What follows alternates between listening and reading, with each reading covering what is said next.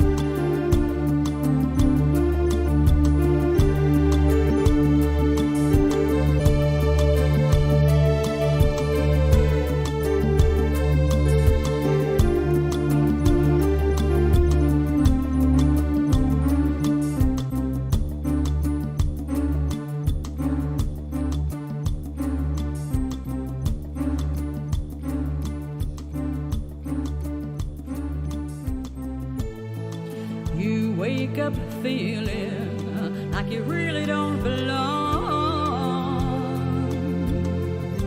You can't explain it, but when you close your eyes you see familiarity. Are you dreaming, or on the edge of remembering?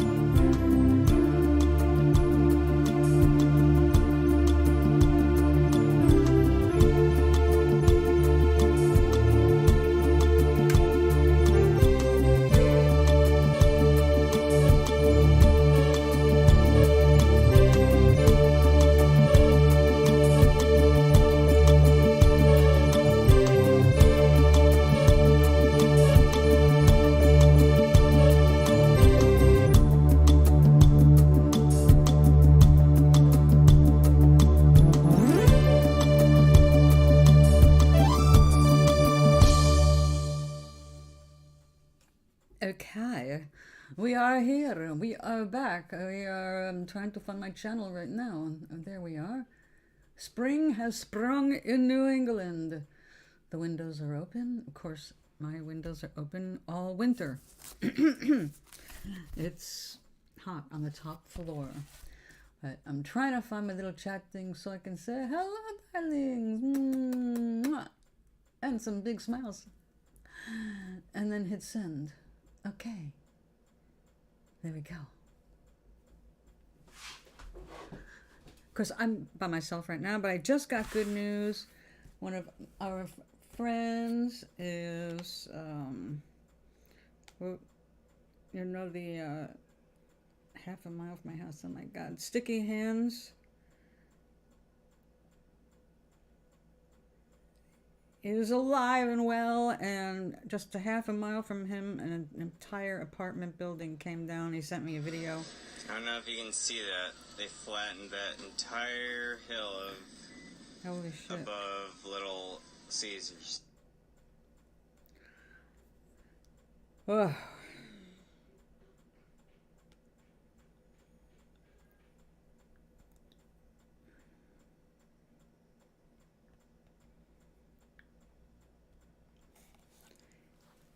I am so grateful that so many of our friends have managed to be safe in the recent tornadoes.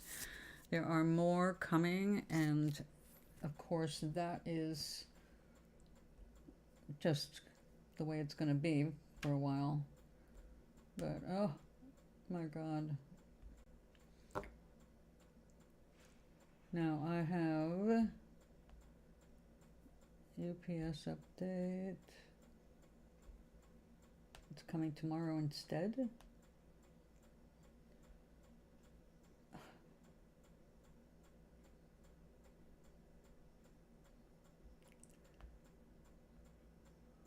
This is so frustrating.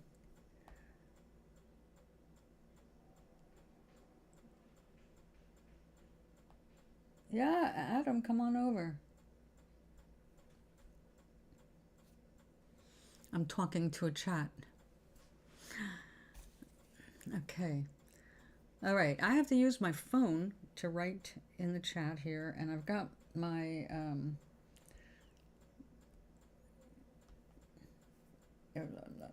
link me. Oh, you're saying link me your YouTube. That's it. Hold on.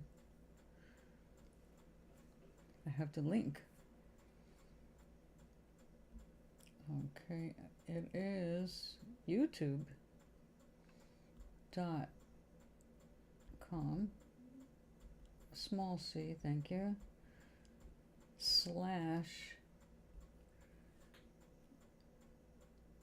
/call Miguelin. That should work.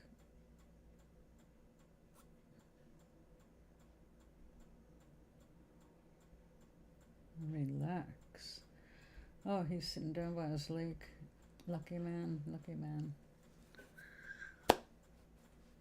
Well, I'm just glad he did not get swept away. Like this, hi. I just heard from Sticky because tornadoes wiped out an apartment building half a mile from him. You know how Arkansas, Little Rock, he's out there by Little Rock. It's like, oh my god. So how are you?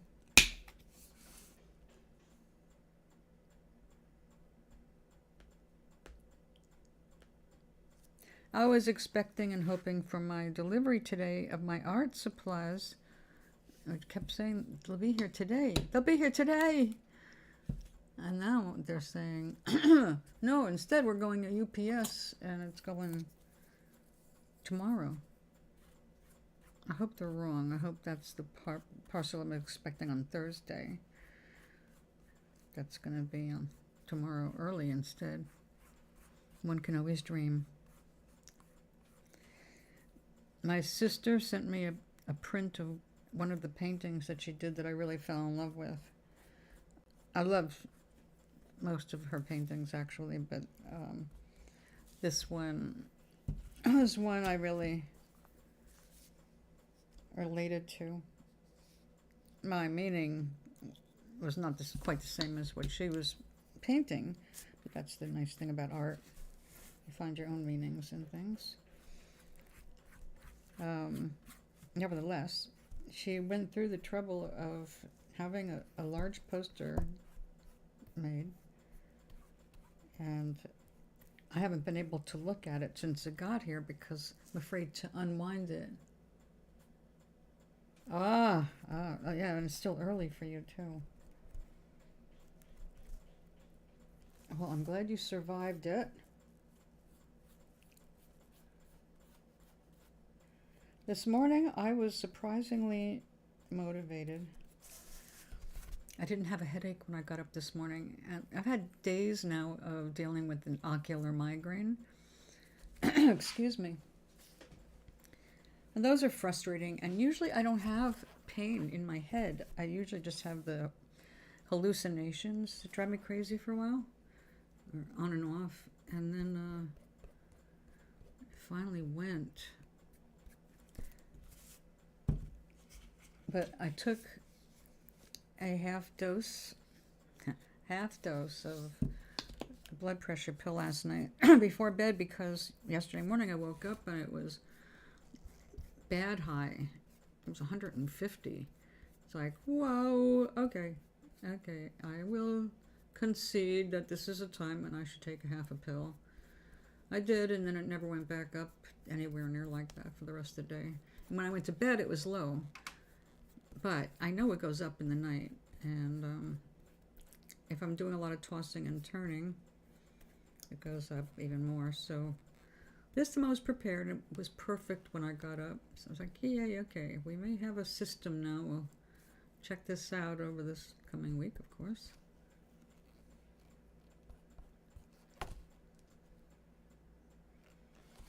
And we'll see what the news is on Friday.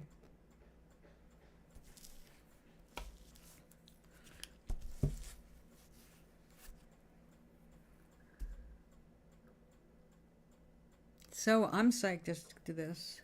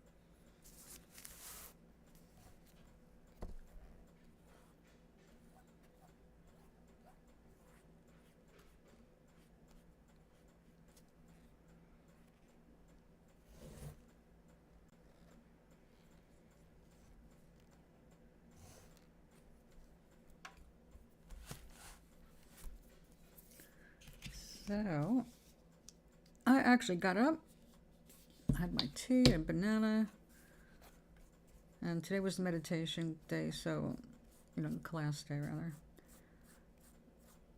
So I got up and I actually made myself an egg and a slice of bacon. I'm still working on the same pack of bacon I got 2 months ago, so I'm not worried about how much I use, really. It goes very slowly. I'm saving the last 2 pieces. For the main reason I buy it is when I make a pot of beans like black-eyed peas, which I really need to get to. I have some frozen ones.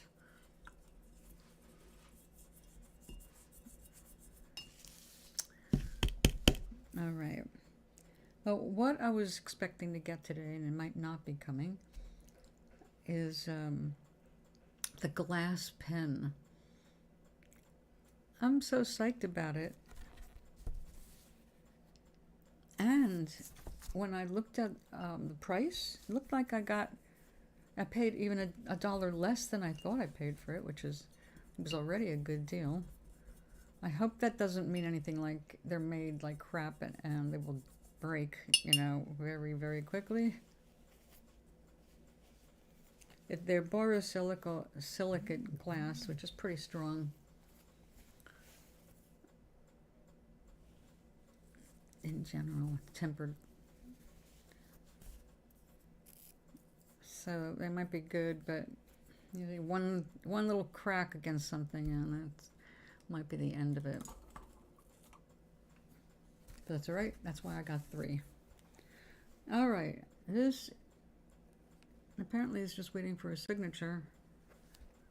I had to let that dry and see how well I did on the finish.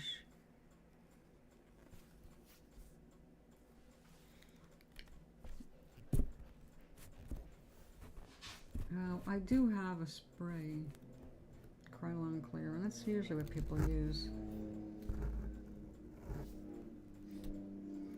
But one of the reasons I used Liquitex Medium as a coating is, aside from its high gloss and helping fill in some of the texture, I wasn't sure if I want to do some more to this, in which case I'd like the acrylic layers.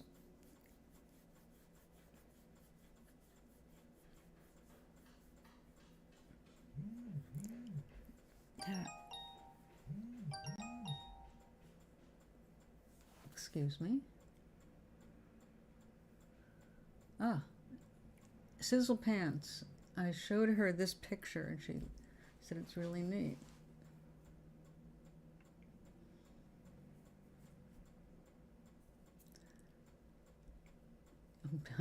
I'm staring at it right now.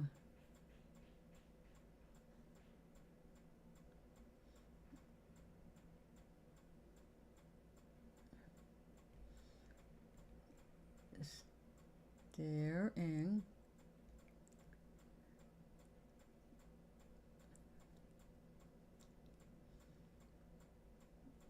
Trying to decide if I need to fling some more paint at it.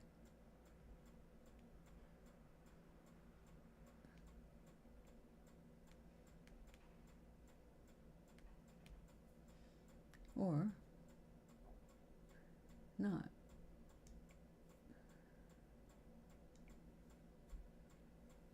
I actually wanted to know if I was taking it further.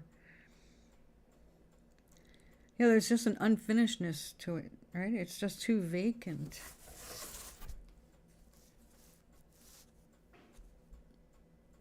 It needs... Well, on one hand, it's kind of cool just as it is. I like it as it is. But I also get the feeling I need to throw some more stuff in here, like green plants or something to indicate green plants.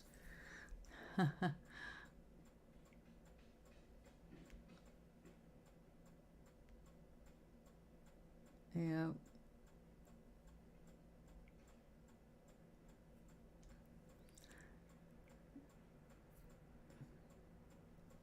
She knows what it's like to be working on a project and you don't know if it's done or if you need to work on it some more. Usually when I'm at this point, I sincerely cannot decide. I just set it aside for a while. And I think that's what we'll do with this because I have more over here.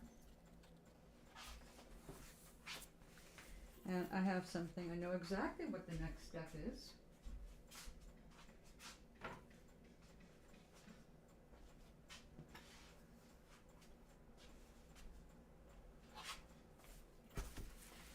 It's time to continue work on this highly textured, brightly glowing.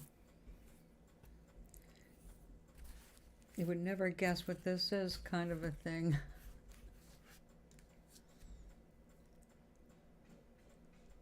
Let's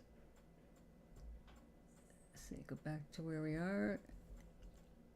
Did you find breakfast? Come back. Thank you. Okay. Okay, so this is a collage I started actually when I was still living across the street. And these two things that represent buildings, and I'm going to have windows represented here as well. But I'm going to put the rest of the trees down and finish gluing that down. Okay, so this is actually sand, a sand in a matrix, an acrylic matrix that was put down with a palette knife. And this is higher than this one. Of course, yeah, I guess you can tell. I guess if you're right in front of it, you can see. Ah, oatmeal. I have some instant with some flavoring. Got some, you know, apples and cinnamon, and maple and brown sugar or something. I don't know. I don't do it very often.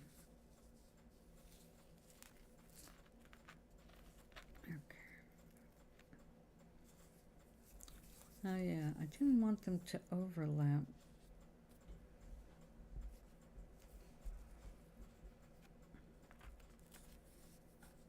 So what did I do? Put that there.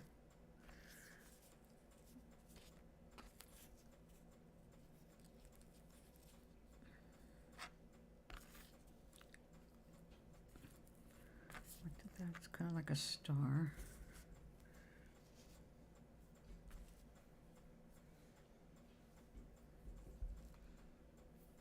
I think that'll work. I have to stand up to look at it. Now this time, instead of using this medium, we are going to use this clear glue. I would use that, but it's more likely to squash out too quickly.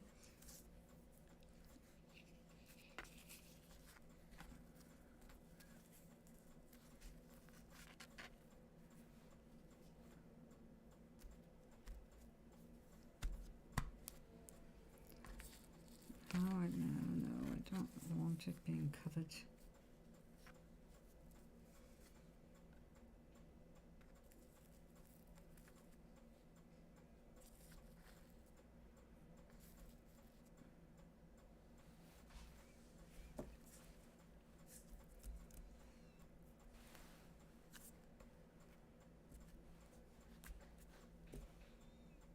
All right, let's try that.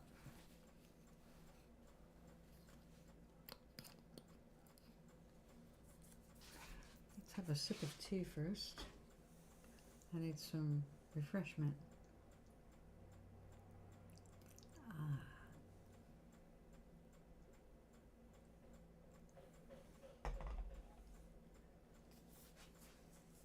Okay.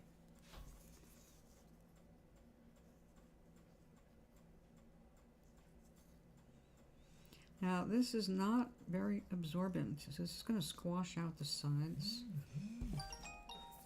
And I have to be ready.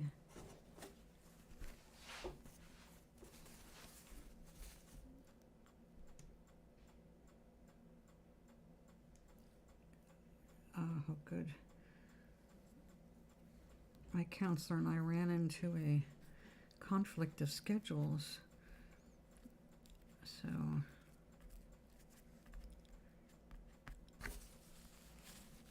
hoping she can find an appointment time for me.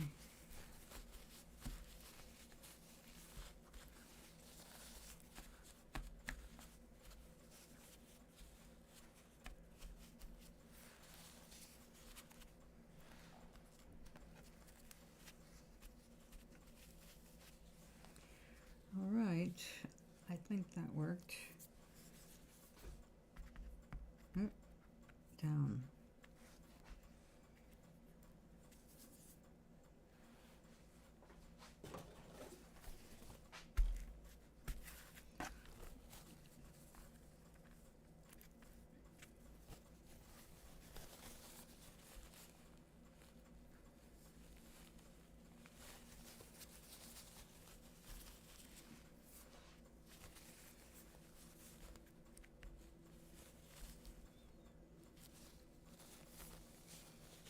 Now, the good thing about this glue is it's very easily water soluble.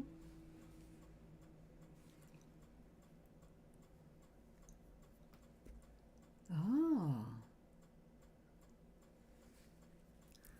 Yeah, I cooked for years, and finally I realized I was throwing away more than I was actually cooking because I didn't use it often enough.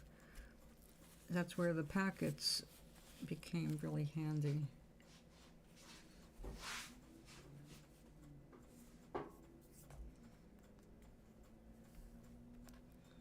I just got a box of assorted, and I think my favorite is the one with the apples, because usually when I made it from scratch, even when I made it that way, I always threw in extra stuff, extra nuts, you know, things like that. Of course, extra cinnamon. It was almost like making it from scratch, except it already had the measurements of the basic stuff. Throw in a little teeny bit of butter, half and half to top it.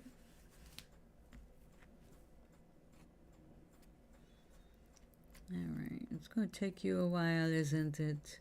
I'll have to wait for that to set up a bit. All right.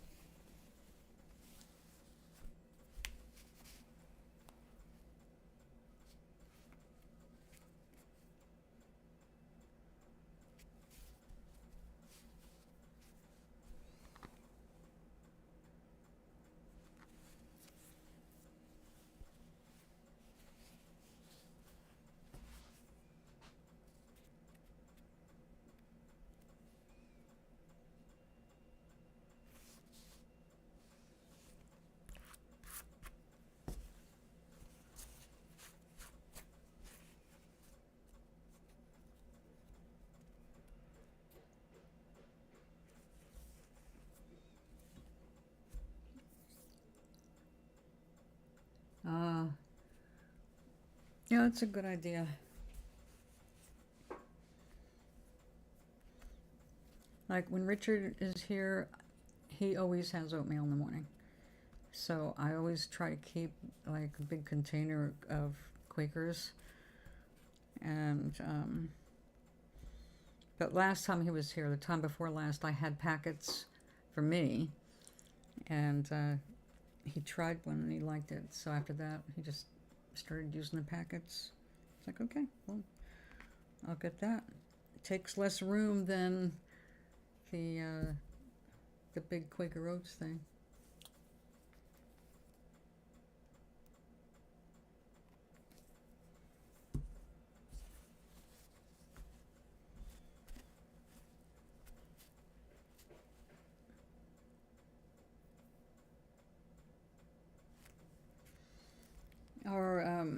Our newest member to the meditation circle was late today, and she clearly needed more sleep.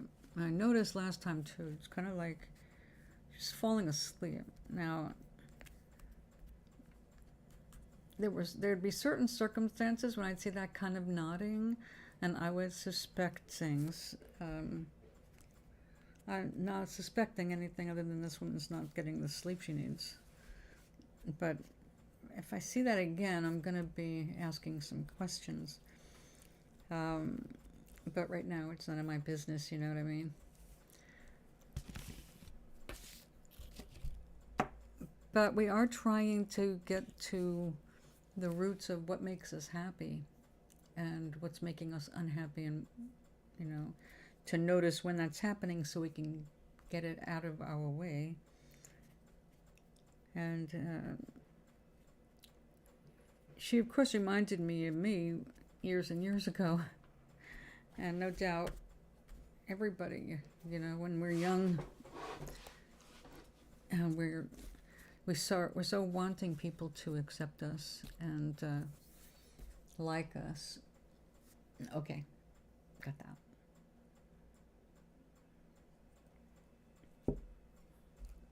Oh, that is hot tea.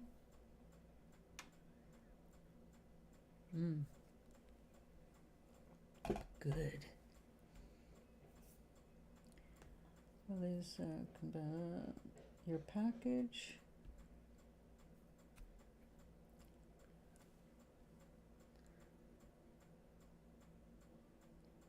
tell me. Delivered? Delivered. Oh. Let me look outside my door.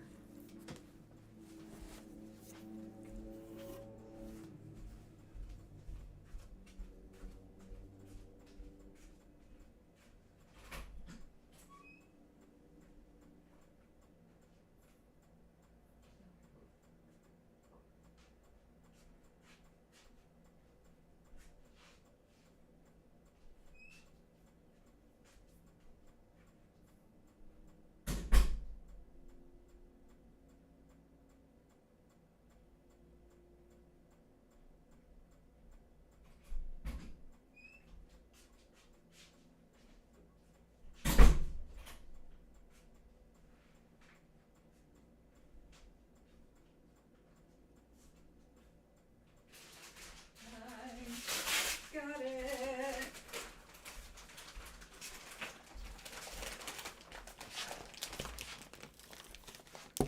They delivered it to the wrong place.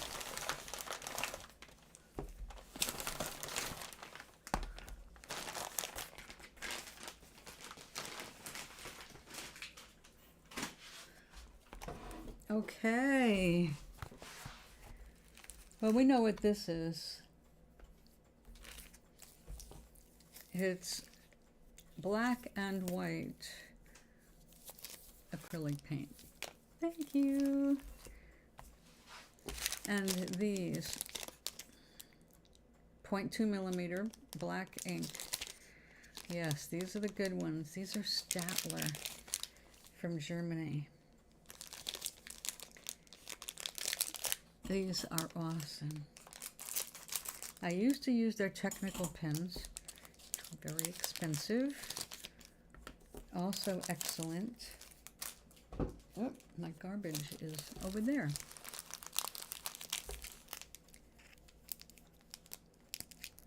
Oh, look at that baby. Even a disposable. It's nicely done. Exie, hello.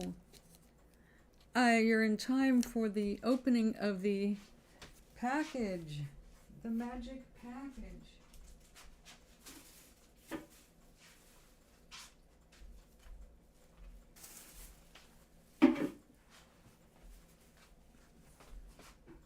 I just glued these down, and they've got to wait. Okay, you'll be here long enough to see this, I hope.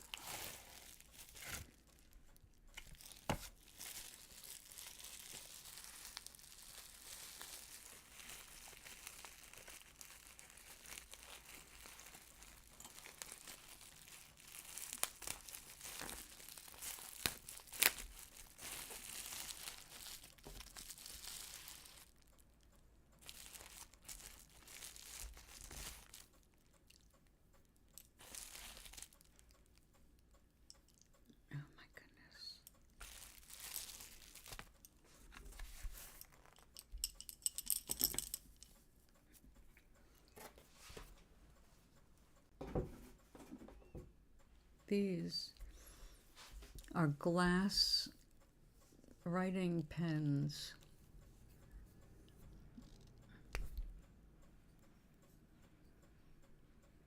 Let's see how this works. Also, I want to see if these are 3 different sizes. They're different sizes here. This blue one is definitely bigger. Yeah, they're like that. All right, well, I am ready.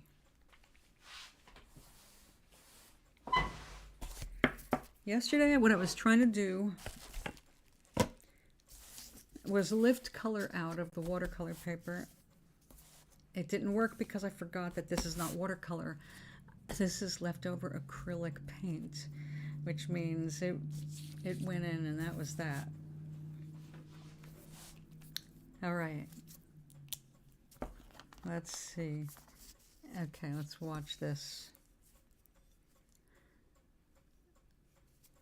Notice the ridges, right?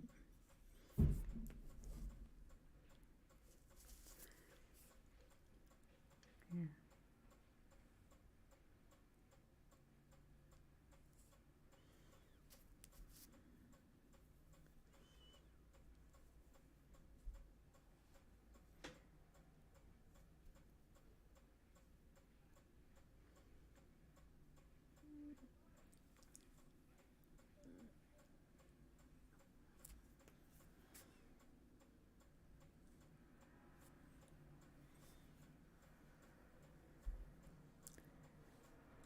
Okay, so this is kind of like the way a fountain pen works, except you don't see it. With the fountain pen, it's encased. Oh, so you've seen them.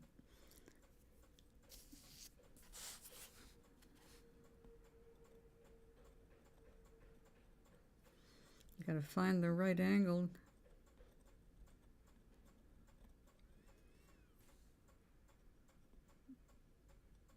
In all fairness, I probably shouldn't have used white. White is thicker.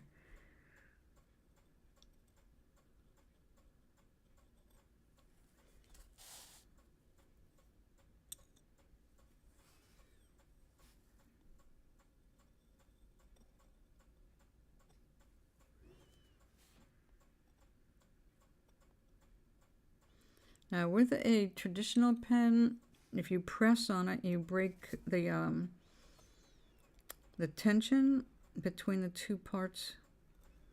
But you can't do that with glass because there's no split there. It is, it's beautiful, but yeah,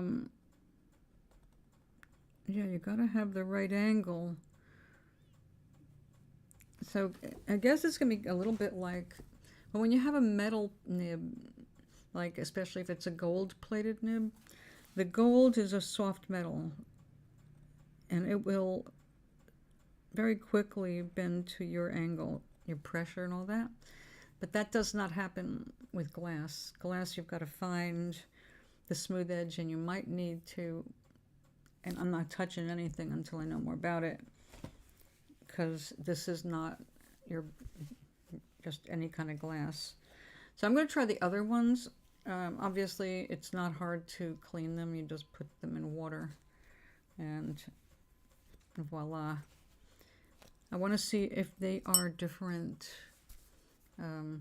tips. Now this, you can feel it's a rough side, like they clipped it, which might be, you know, the way the whole thing works.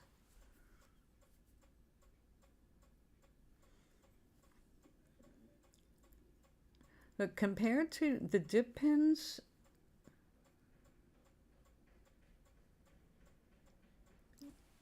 you would suffer learning how to use your hands.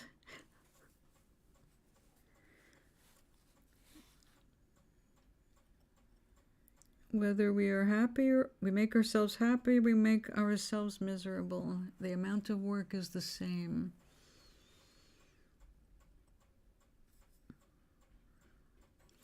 So let's see. What's the right angle? Clearly it's a nice fine point, but I don't have the right angle yet. Maybe I should use a different ink, something that's going to tend to flow more. Learning how to keep my hands clean. Oh, poor you. Think of it as learning how to keep your hands clean in case you ever want to get intimate with somebody. You should always have clean hands and clean mouth. As a practice.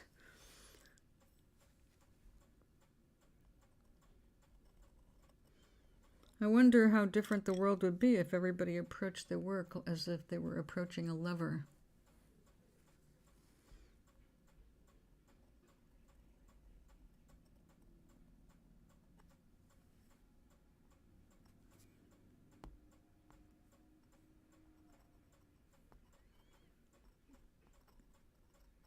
this is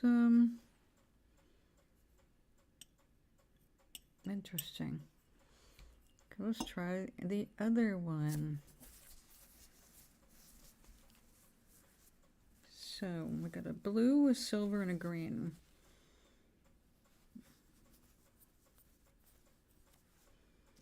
They are lovely, but if I can't use it.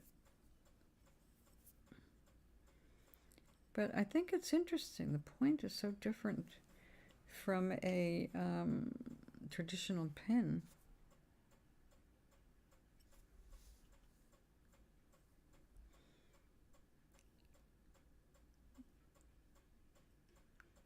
I've never seen anything like be flat like that.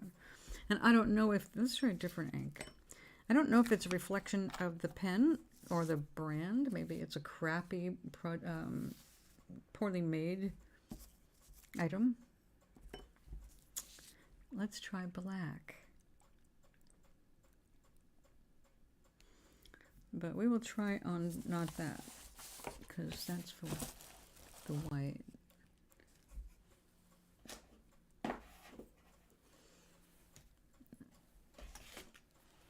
There we go. My scrap paper. Really? Oh, congratulations. That is wonderful. Now you are a professional. That's what professional means, accepting money for your work. That's the technical, unless you're not a professional anything until you have received payment for whatever that is you're claiming you're a professional. So now, what's your title?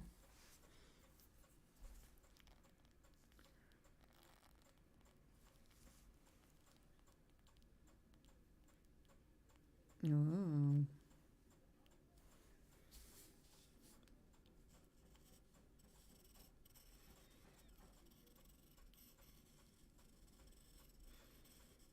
It's a bit like a crow quill.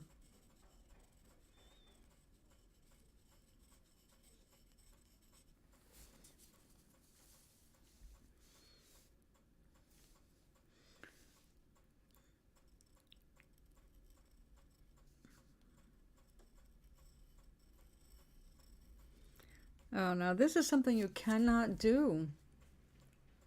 Designer, graphic designer, right?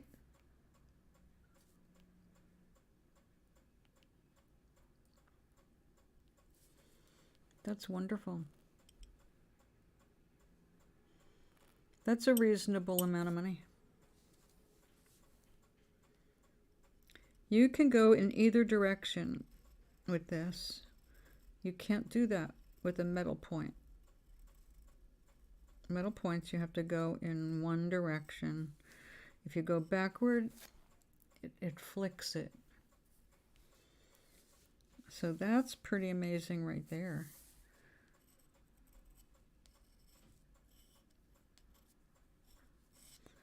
But what stops that? Is it actually out?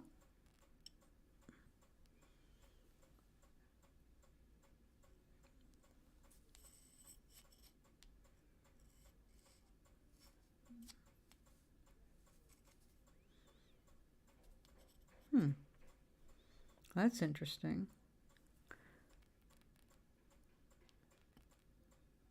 Okay. Let's say we have a full load. Got some air bubbles. All the channels are filled. You can see the pattern now. And then some. So I should be able to. Is it? It gets dry. It gets dry.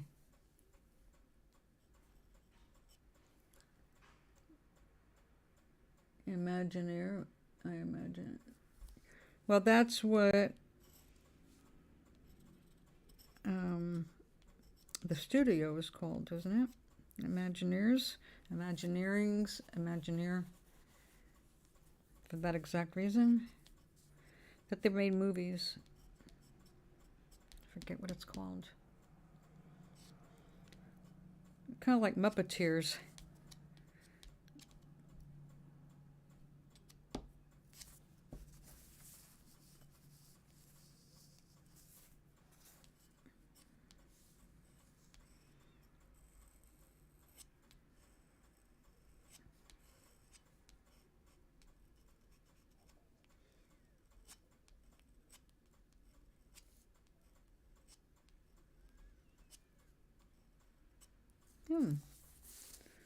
All right. That makes a very nice fine line.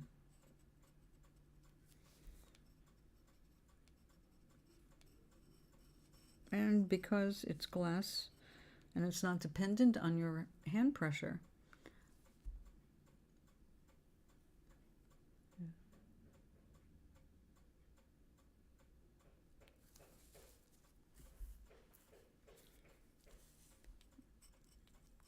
Well, when you are creating, are you not creating in layers?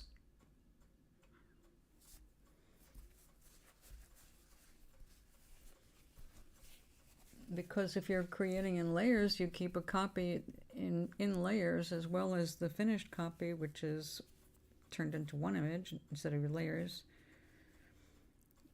And you always have that record of all your layers. So you have all of the elements that you used to create it.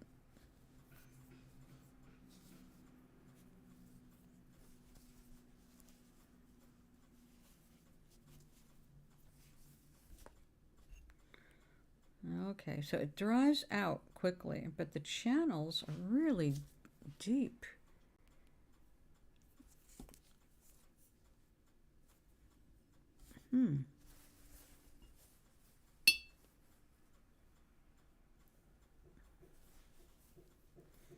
Yeah, I would think a brush, like a toothbrush. I always keep a toothbrush in the kitchen. So you have company.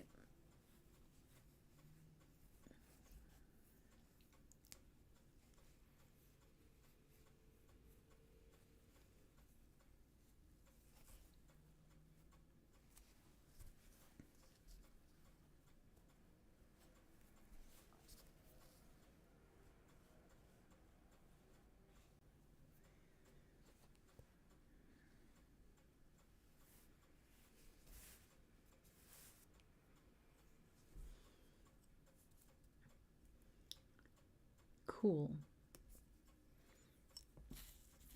All right, let's try the first one again and see if there's a difference. There are some differences, but I don't know if it's kind of different that means anything. This kind of goes in, so it's actually got a smaller circumference than this one, but this is the biggest one.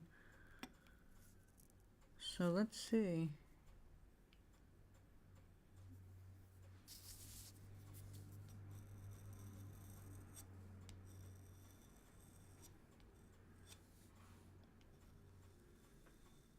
It does make a broader line. All right. It might be that these are 3 different sizes. Right? Yeah, that's definitely different. Even though we can get a good one here.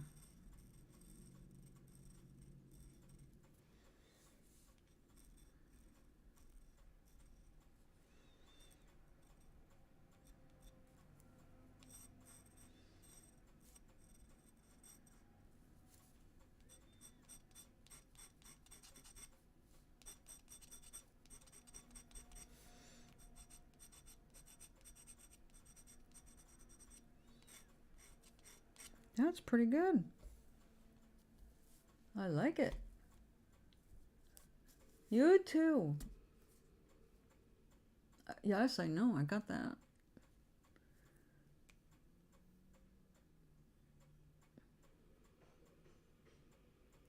Have a lovely time with your family.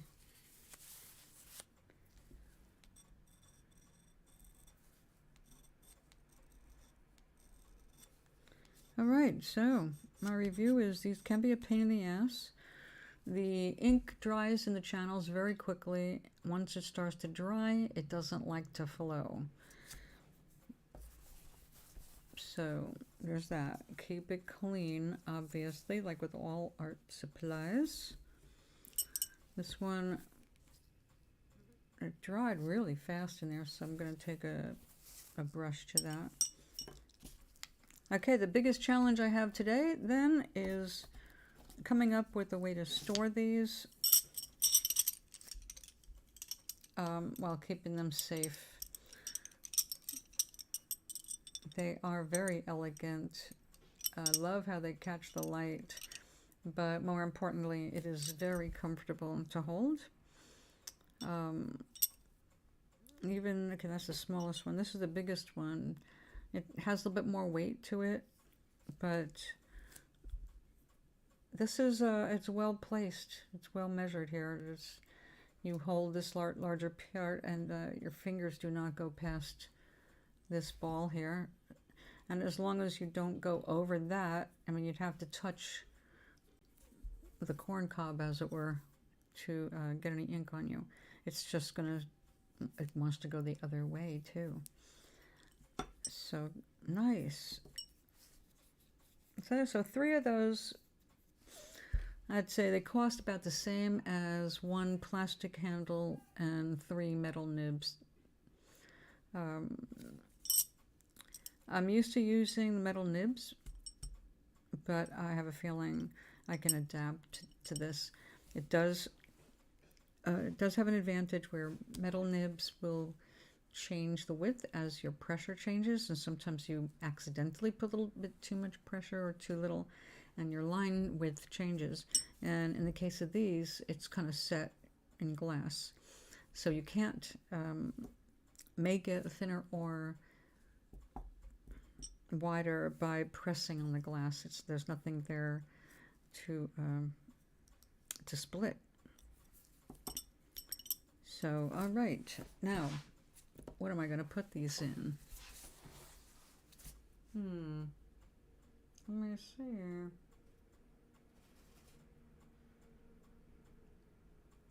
They need a safe spot. There's not too many safe spots in this place. Everything is at risk if it's an art supply.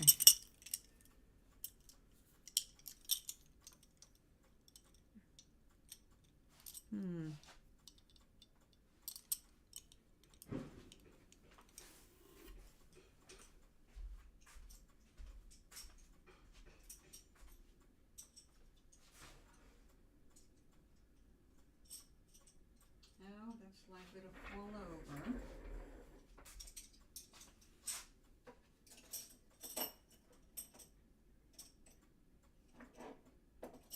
Oh, that's heavy. All right.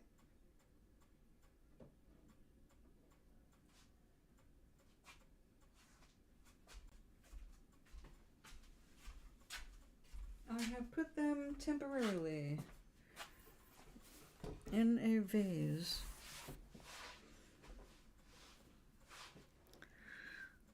So,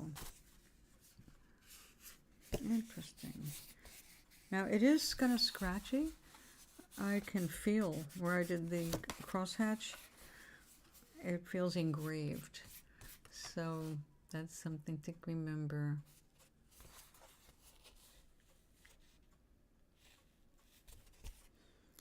Now I have laundry to do today, but I know that the laundry room is currently very busy.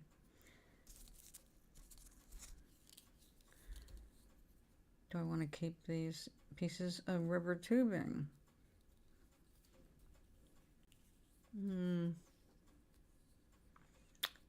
I probably should, although I'll probably forget what they're for. We'll put them down for now. These, oh, yes.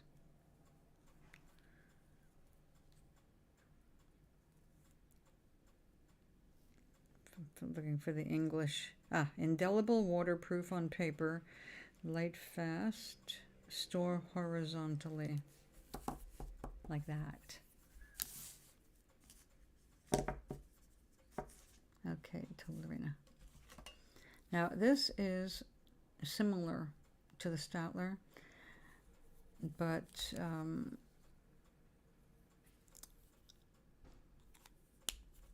even though this has been around for a long time, it doesn't have quite the same, I don't know. It doesn't feel bad. They are made for precision. Some things artists are picky about. The width of our pens is one of those things. All right. So, my idea is okay. Not great, but okay.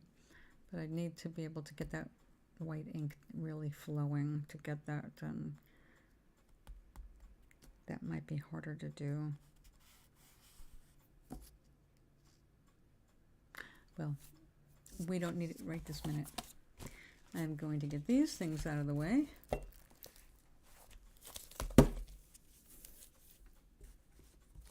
Free the paint.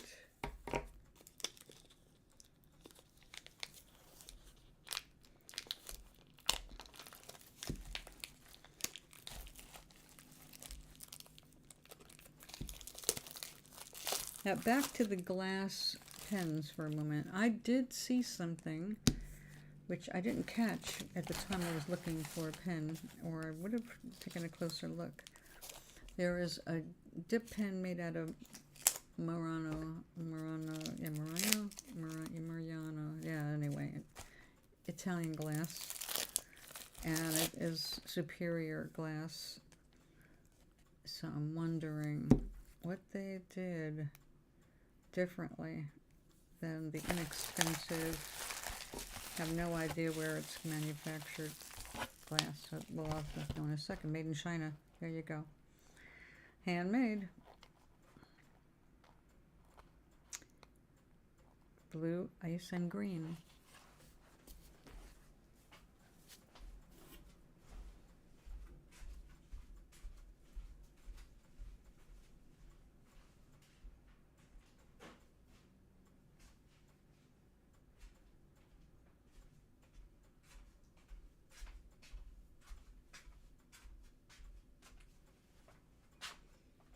Okay, let's come back to this.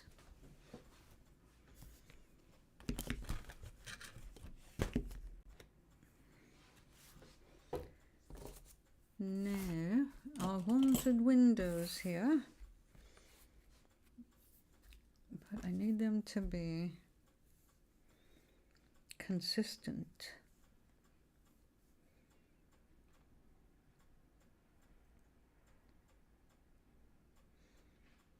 Well.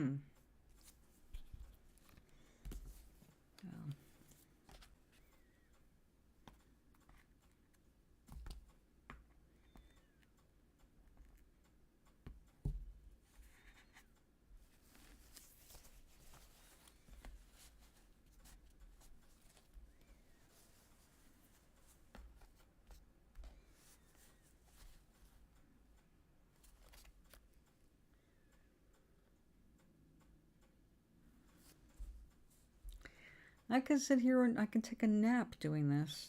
That's how boring it is.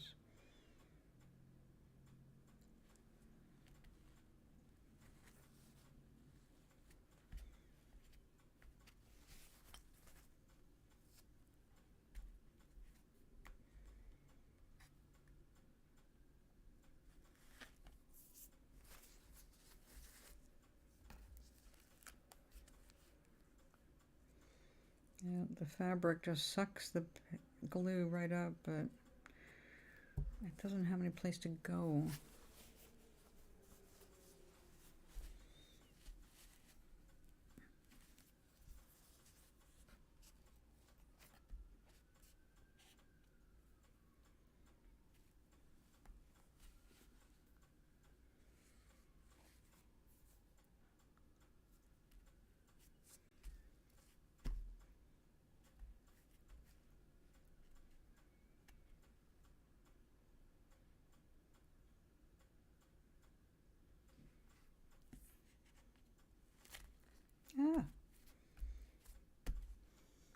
was brilliant.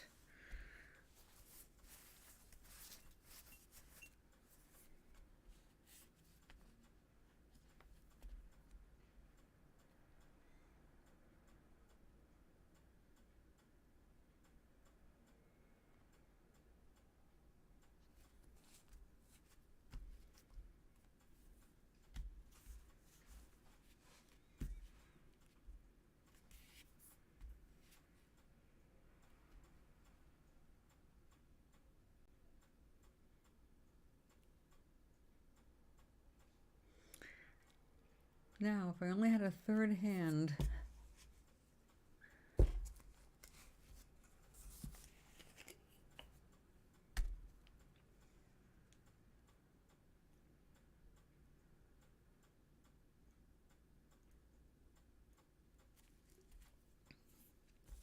Okay. Now, the windows.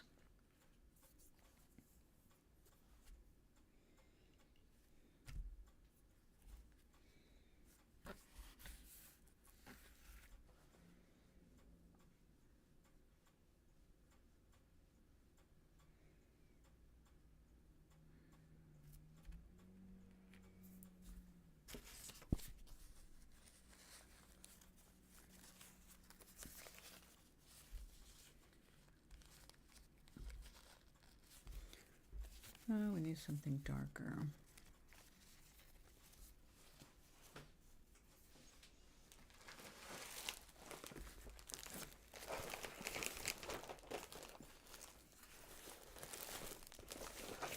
Right, we do not need that.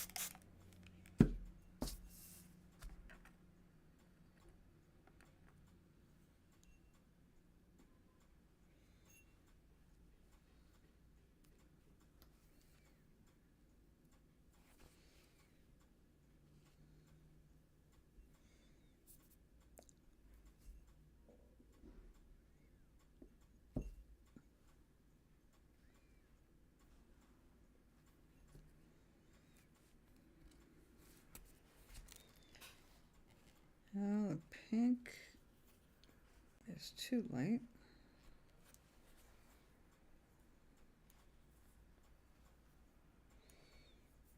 That red's really intense.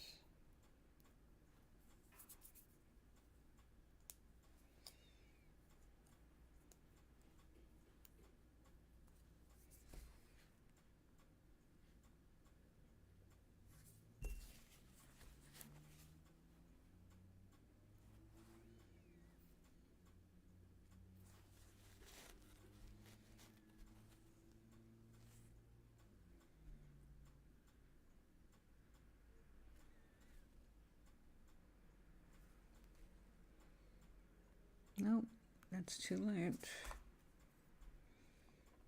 No, that's not bad.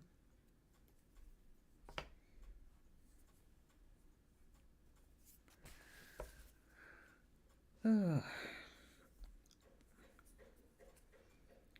4, 8, 16,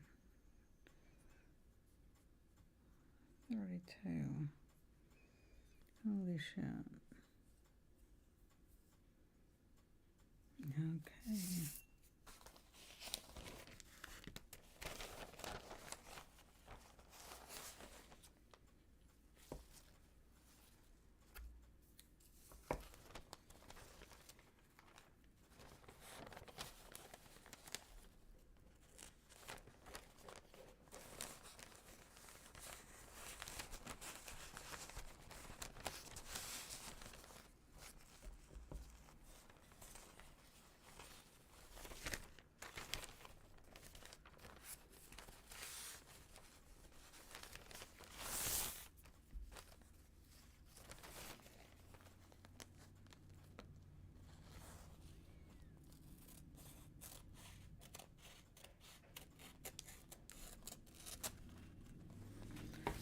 Not gonna be even.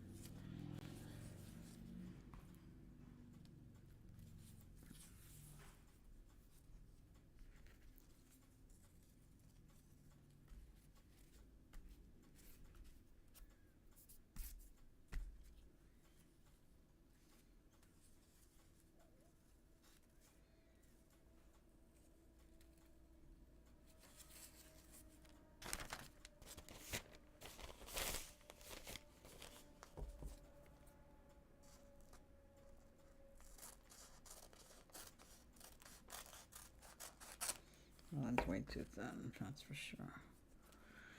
Try again.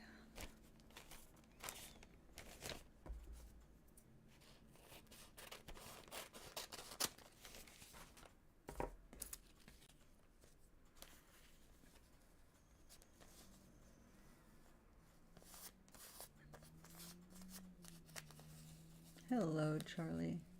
Exie is gone. Oh my god. Ugh.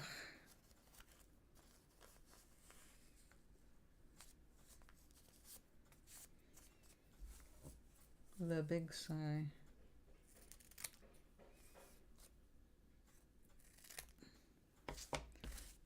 Exie's family has company for dinner, so he had to go.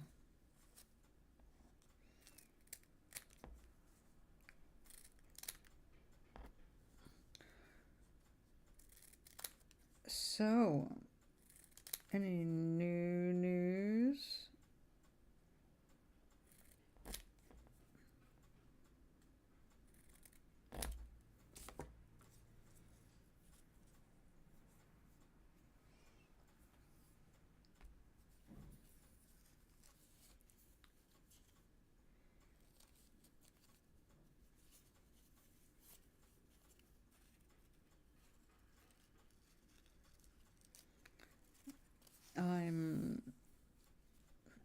I'm actually kind of experiencing a slump. New as the pen I bought. Do tell.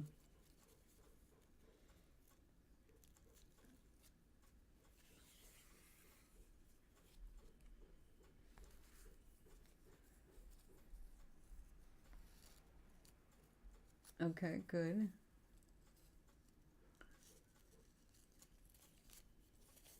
So it was their fault? Or there a flaw in their manufacturer?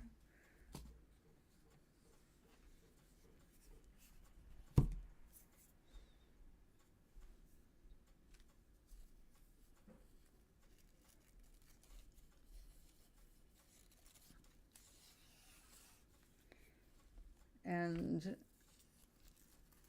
this one feel better?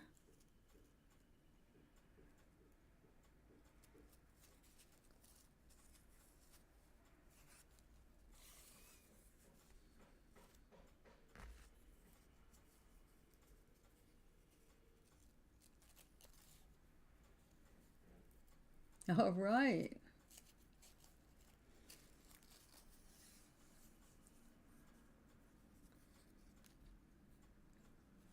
Good.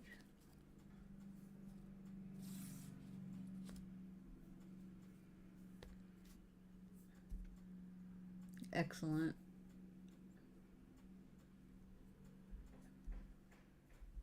Yay. I got my pens today too. But it's way different. It's glass pens.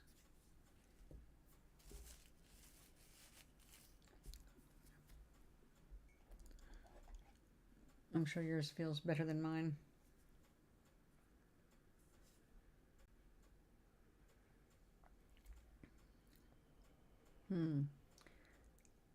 Maybe I should have a snack.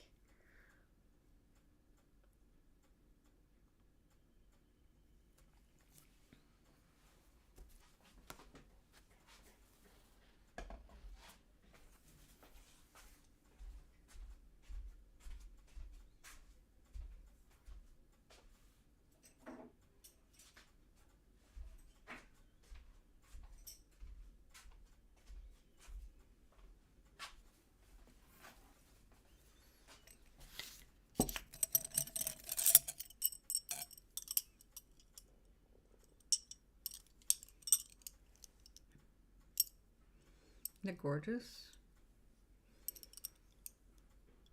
So the ink just gets sucked up there. And this is what I was drawing with it. Two of them. Two different thicknesses.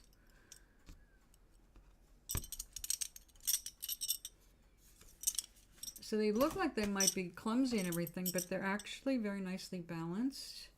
And it fits really nicely.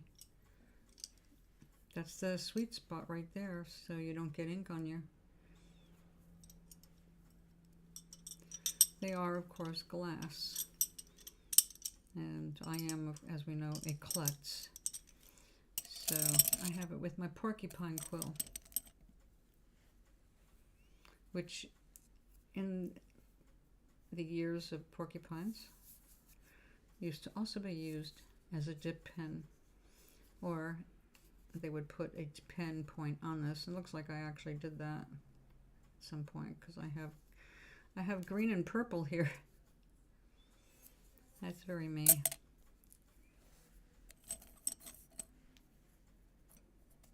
But I certainly would not want to get stabbed by that.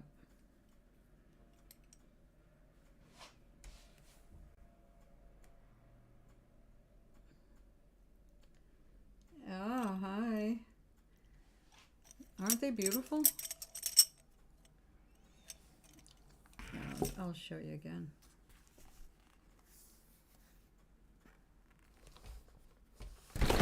Yep.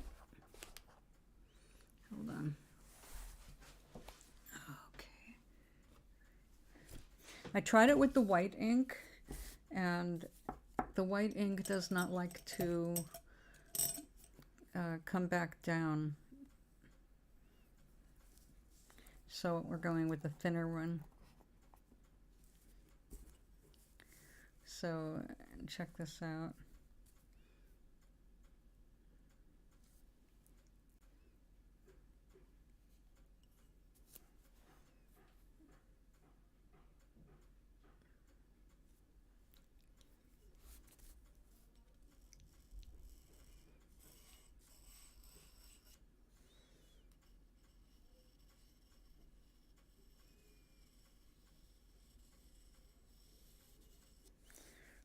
Now, if you push like that, you will feel the scratch marks in your paper because this glass point is kind of flat. But look at that. That is a lot of drawing, way past what you would go with a regular dip pen.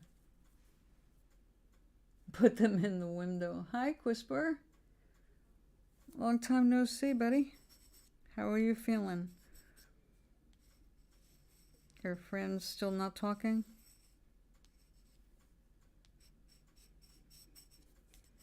Yeah, I like these. I like these. I was hoping that they would handle the white, but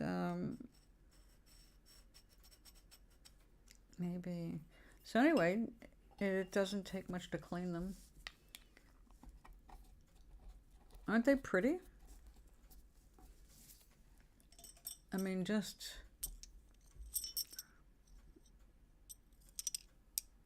it is like having something you hang in the window.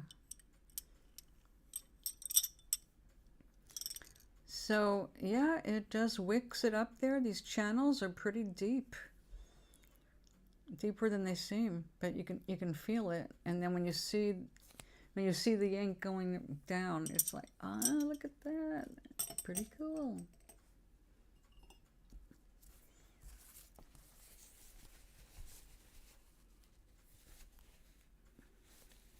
Yep, that's dirty water, all right.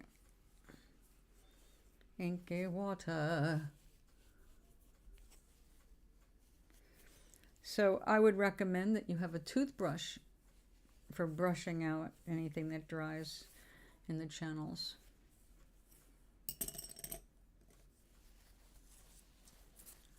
And it ended up being very economical to try because I got 3 pens for the price of like 1 plastic one. So I think I did pretty good. Now, I mean, if I wanted to spring another $10, I could have gotten a set of nibs and a couple of plastic candles. But I'm not planning on getting back into calligraphy or anything close to it. I just want the ability to dip into ink and draw a fine line, because that's easier than using my lining brushes. And you've watched me do paintings with the brush, and then the ease with which you can do it using a pen. So yeah,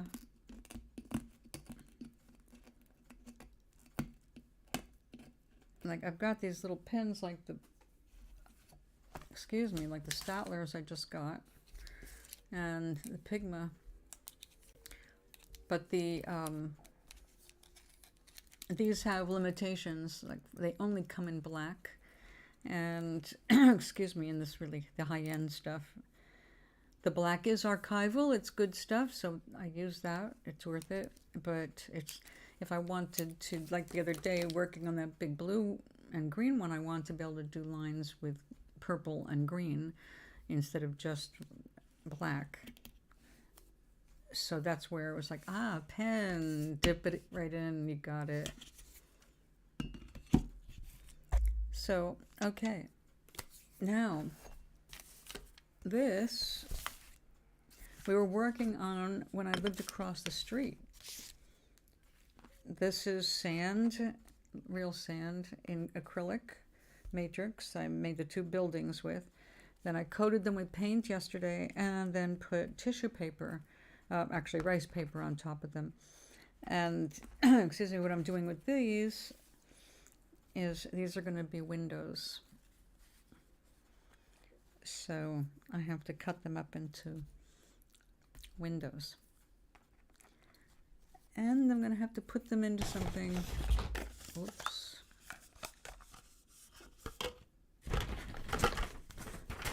Too much stuff up here.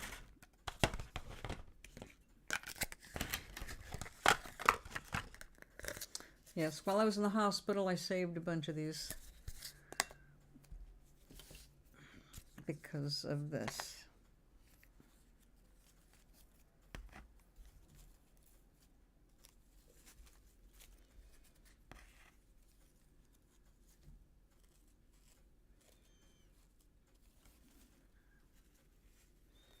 Now this is rice paper or mulberry paper.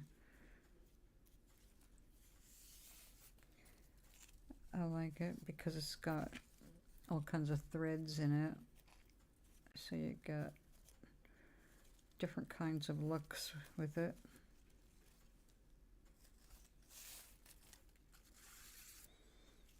Come on, cooperate.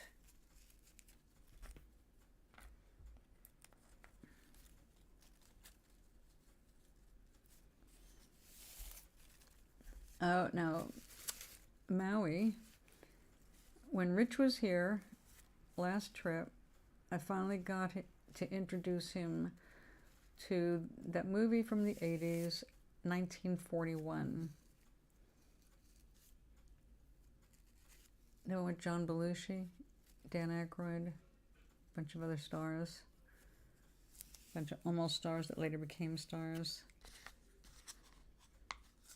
Did you see 1941?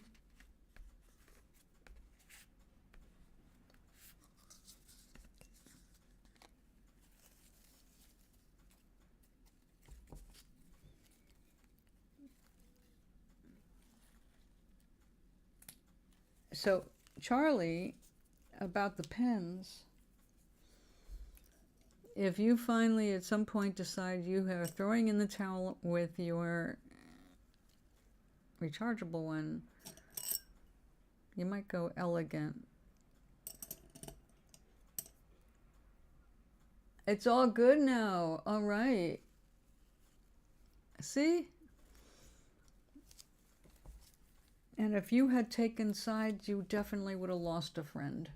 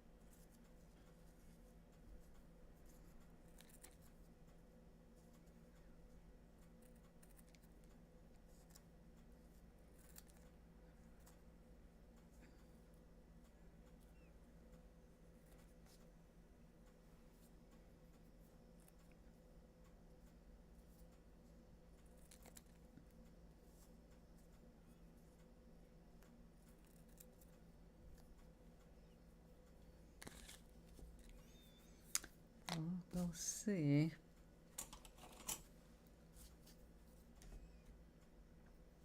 Okay.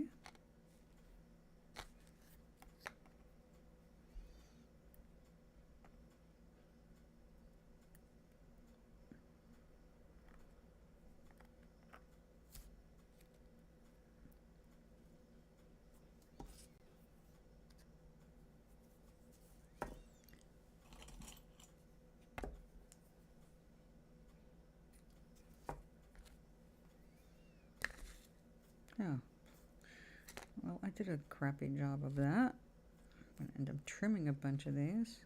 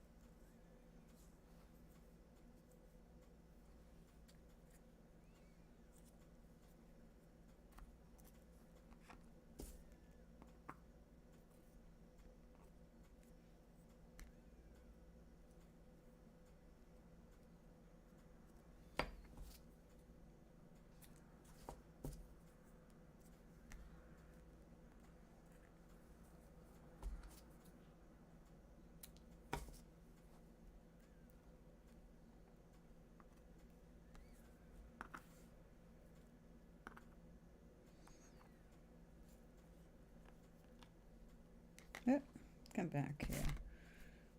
I don't need you in my lap, I need you there.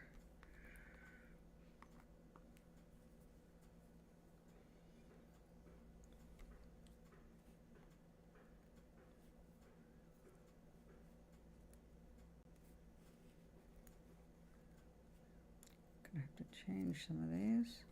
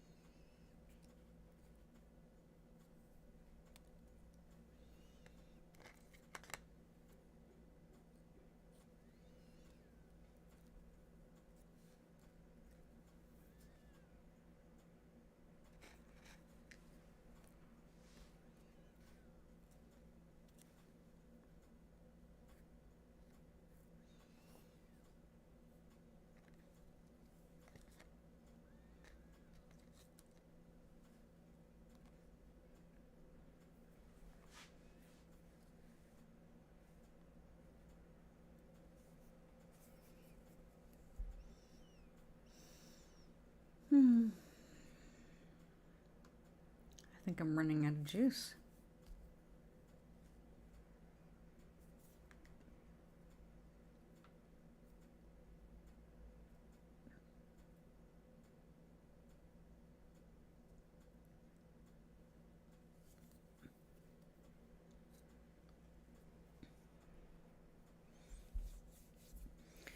I don't think the front and back should be the same color.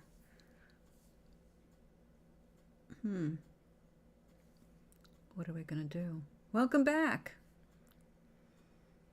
I'm just thinking I need some carbs or something, and also I can't use this pink for this as well. To the same, but this pink is way too light. I've already checked it out. Doesn't work.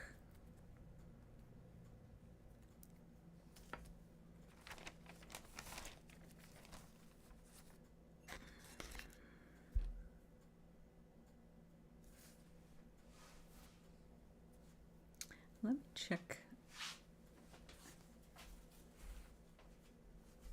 We have, aha, there it is. We have tissue paper.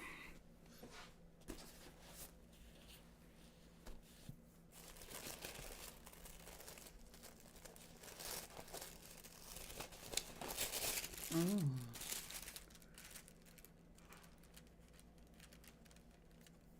That would work, I believe. It's definitely darker. All right. Is that it? Let me see what other choices we have. That is a bright pink. I don't know, maybe the rose looks good. Oops. Oopsie. I think the rose looks better, don't you?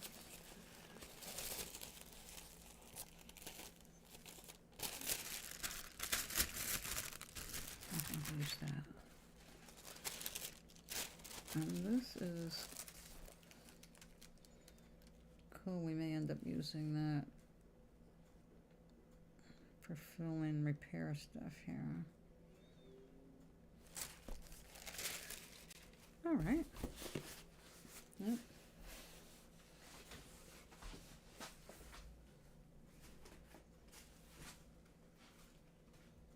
All these beautiful papers.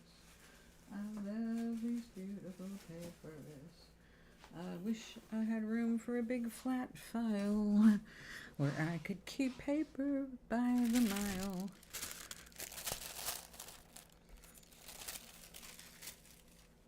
All right. Let's get down to business. First, we get rid of this dirty water. When you want clear colors, you need clear water.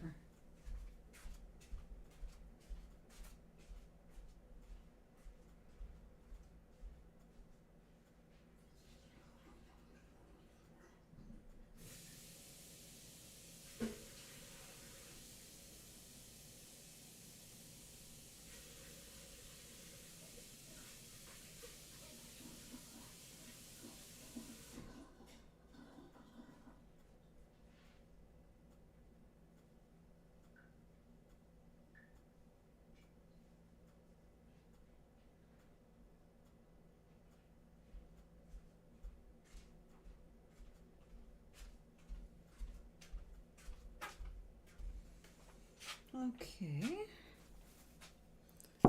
Now, I need something sugar.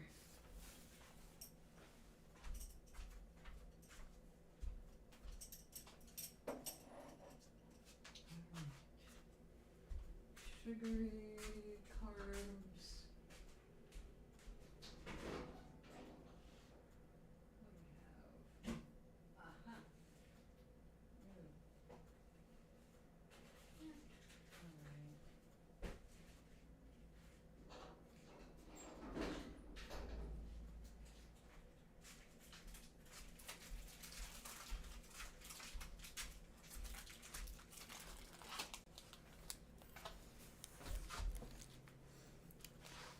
Ritornado, returneroo. Okay, you have returned, or returneth.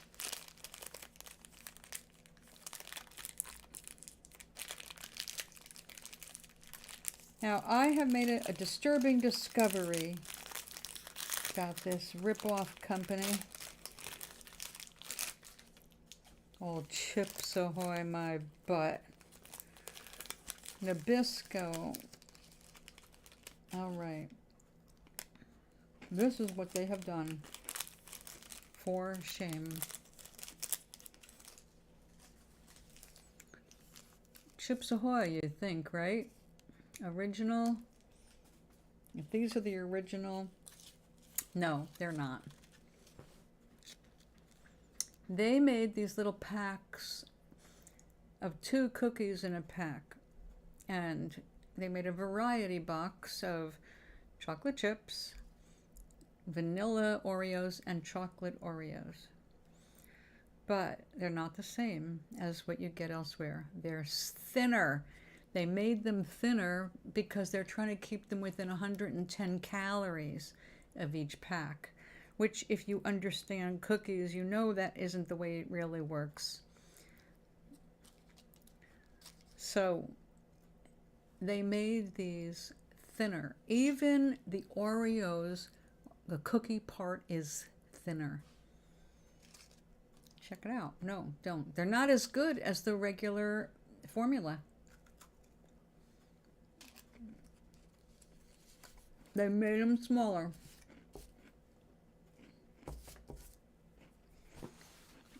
To fit the 100-calorie average guideline for a snack. If you haven't noticed yet, apparently someone's watching somebody's diet because they're all 100-calorie packages, 100 calories. I got some packages of mixed nuts or something. I didn't get them because of the 100-calorie thing, but that's what it was. I opened up a pack.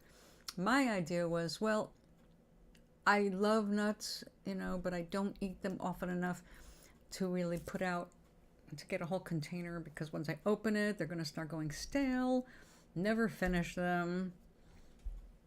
So I thought, oh, these little packets are great. And then I open it up, and it's got like literally 2 pieces of dried pineapple and a almond and something. I was like, what is this? you can't even like get into any of the flavors because it's like this little handful of mixed something, and it's all about the 100 calories. So I don't get those anymore. And I wasn't thinking when I ordered this box, because I was just looking for some kind of a cookie, because I'm known for not making good cookies. My cakes are good, but my cookies, So I'll buy them when I really want one. Not the same. They're just not the same.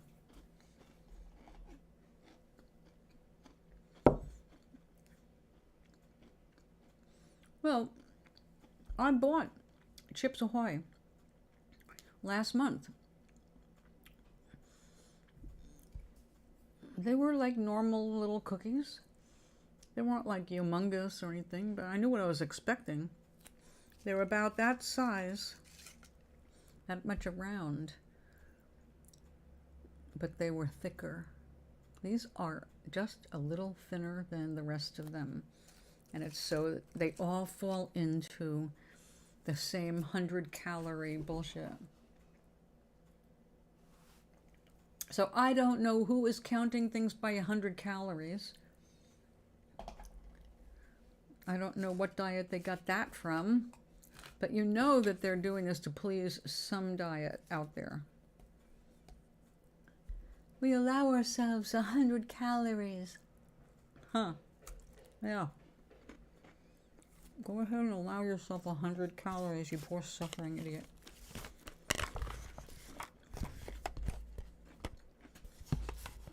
Sorry. I do know. Are you actually counting calories?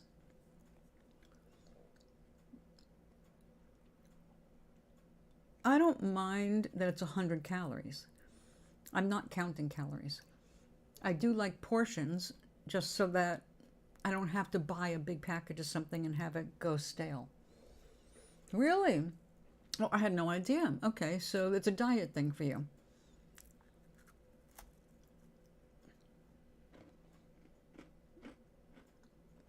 Is that the diabetic thing?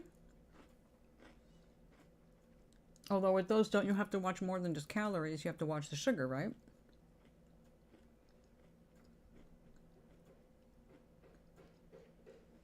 Really? I had no idea you were doing that. Are you trying to lose weight? It seems like that's America's pastime.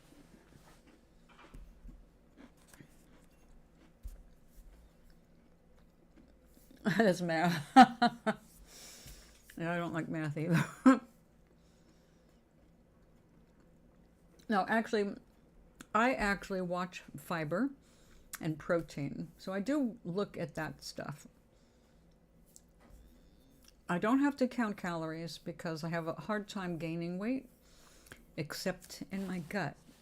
That's from eating sugar, because that's where sugar goes, in the gut.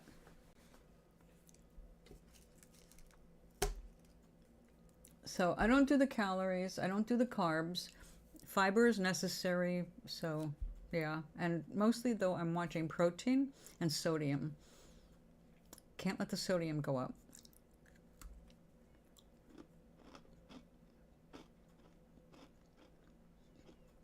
Like, I took the chance of having a big sandwich the other night. It was a chance because it was salty. It had ham, it had cheese, it had capicola, and to top it off, it had some pickle slices. I knew it was way more sodium than I normally eat or should have. Ah, there you go.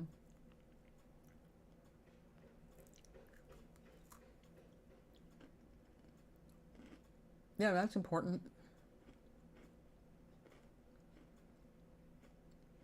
I'm very grateful I don't have to balance that. I have to watch so many other things. I'm really glad I don't have to watch that one. At least not yet.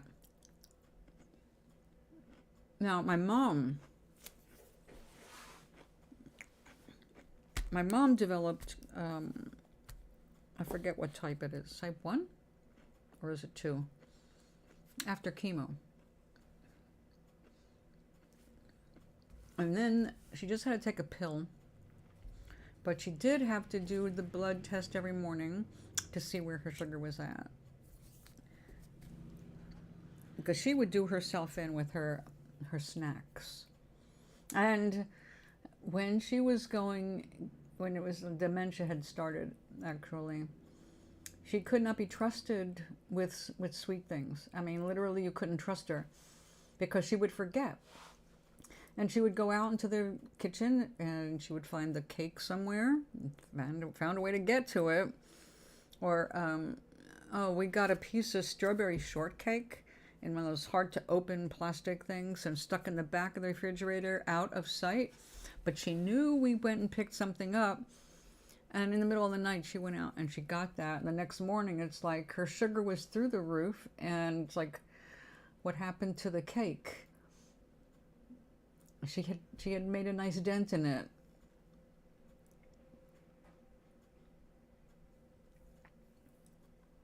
So hopefully that will never be one of my issues. I can go all day and not eat anything like that. And then suddenly at bedtime, I will get a craving for sugar, like unrelenting. I'll start with a few junior mints. The other night, I started with a couple of junior mints because I always start with just like 2 or 3. I'm a slow eater. I like to make sure I'm tasting it all, you know. I don't rush candy down, but I did a half a box. Don't ask me how many pieces that is, but I did a half a box. One after the other.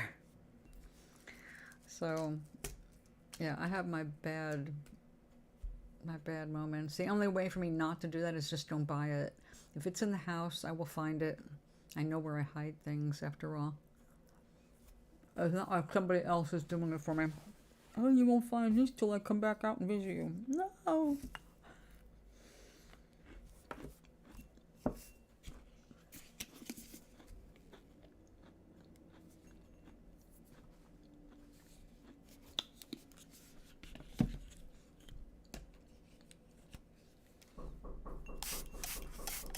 Hold on.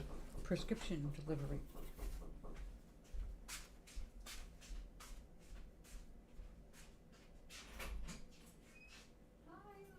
Hi, you okay? Oh yeah, I'm really tired. Oh, okay. Neat stuff's going around today. I'm exhausted. Well, I stayed up late and watched the UConn game. Oh, they So, won. yes, they did. So I'm pretty tired. Everybody's talking about it today. I'm so happy for them. Yeah. Eventually, I'll get my thing hooked up and I'll be able to watch the games. I just see things the next day on YouTube. Yeah, my husband does the same thing. Yeah, you can't always stay up, or you can't always get a PS4 form, right? Thank you. Another round. Have a good day. You too. All right, See you thanks next for week. your-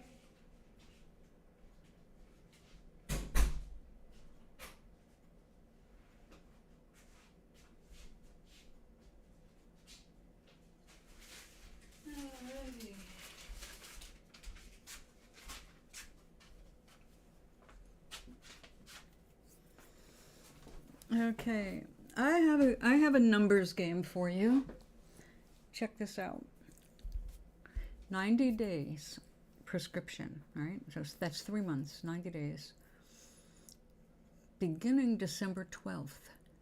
When is that supposed to run out?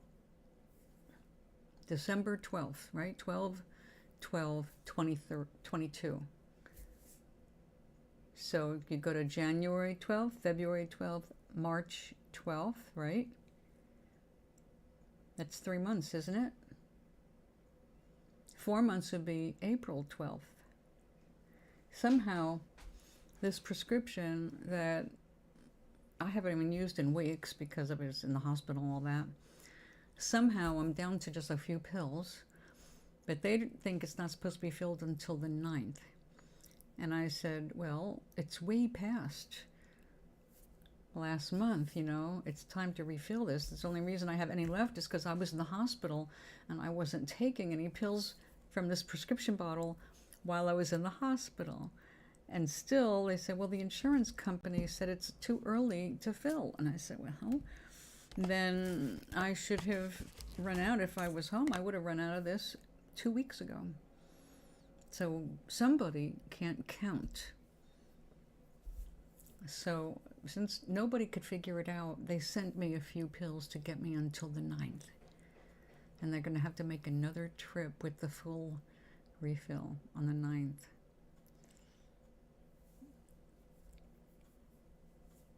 It's a little scary when people in charge of your drugs can't count.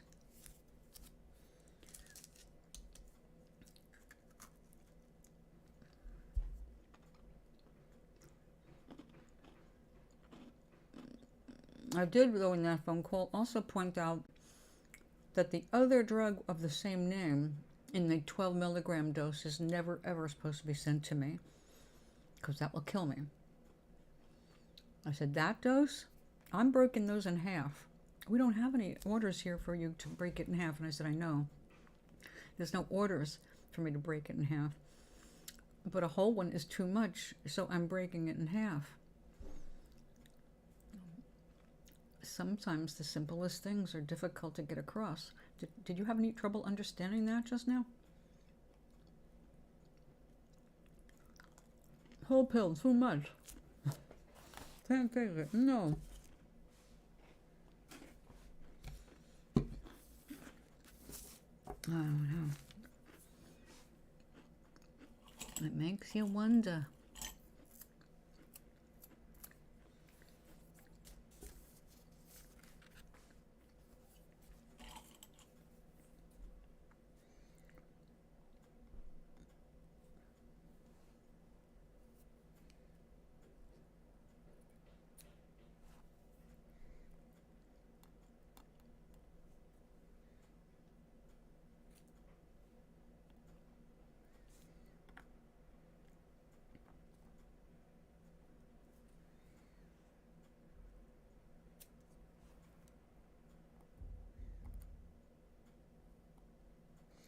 No, they're not supposed to be identical. This is not real estate here.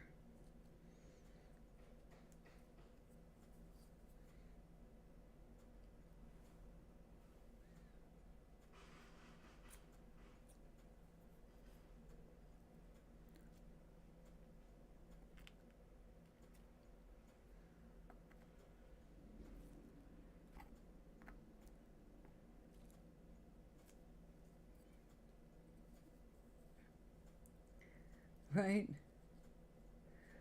Why I don't trust doctors. There's lots of reasons not to trust them. The number one reason not to trust a doctor is they're not the ones that learn very much about medicine. They learn about diagnostics and how you treat this and that, and what medicine to throw at it is not always up to them. They don't learn about a whole lot of prescription drugs while they're in college. That is left to the pharmacies, and pharmacologists, and pharmacists, and the medical doctors only learn some basic stuff.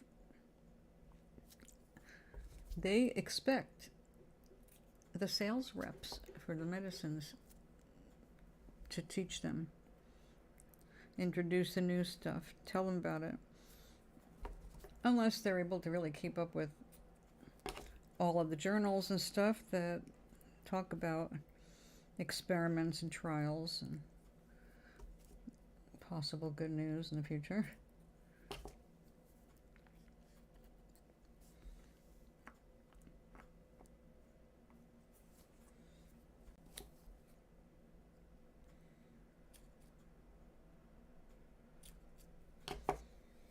Now, I think all of us, well, I know Oink and Doc, you and I, you're old enough to remember when you went into a doctor's office And they wrote down everything on little prescription pads that had the name of a prescription drug on it. Because their sales rep was promoting that drug and brought them literature and memos and here is the name of the prescription we want you to write out, conveniently already written on this piece of paper. You just have to sign it, say what the dose is, and there it is. The name of the drug is written out. This is what you want to suggest for people who have that.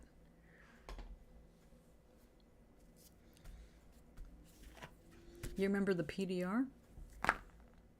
Annual book, physician's desk reference, has everything you need to know about bunches of drugs, whatever's going on that year. And then some, of course.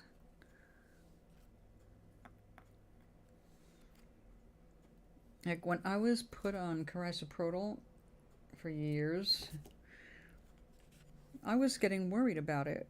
It's like, well, it says it's not addictive, but I've been on it for how many years, etc., etc. So I decided to take my father's approach of don't talk to the secretaries.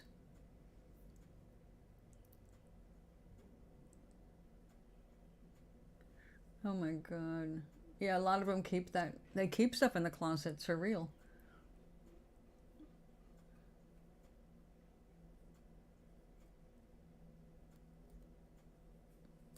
Wow. Yeah, when they have stuff in the closet, that's usually hardcore. Do you know they used to keep Cipro like that when that first came out?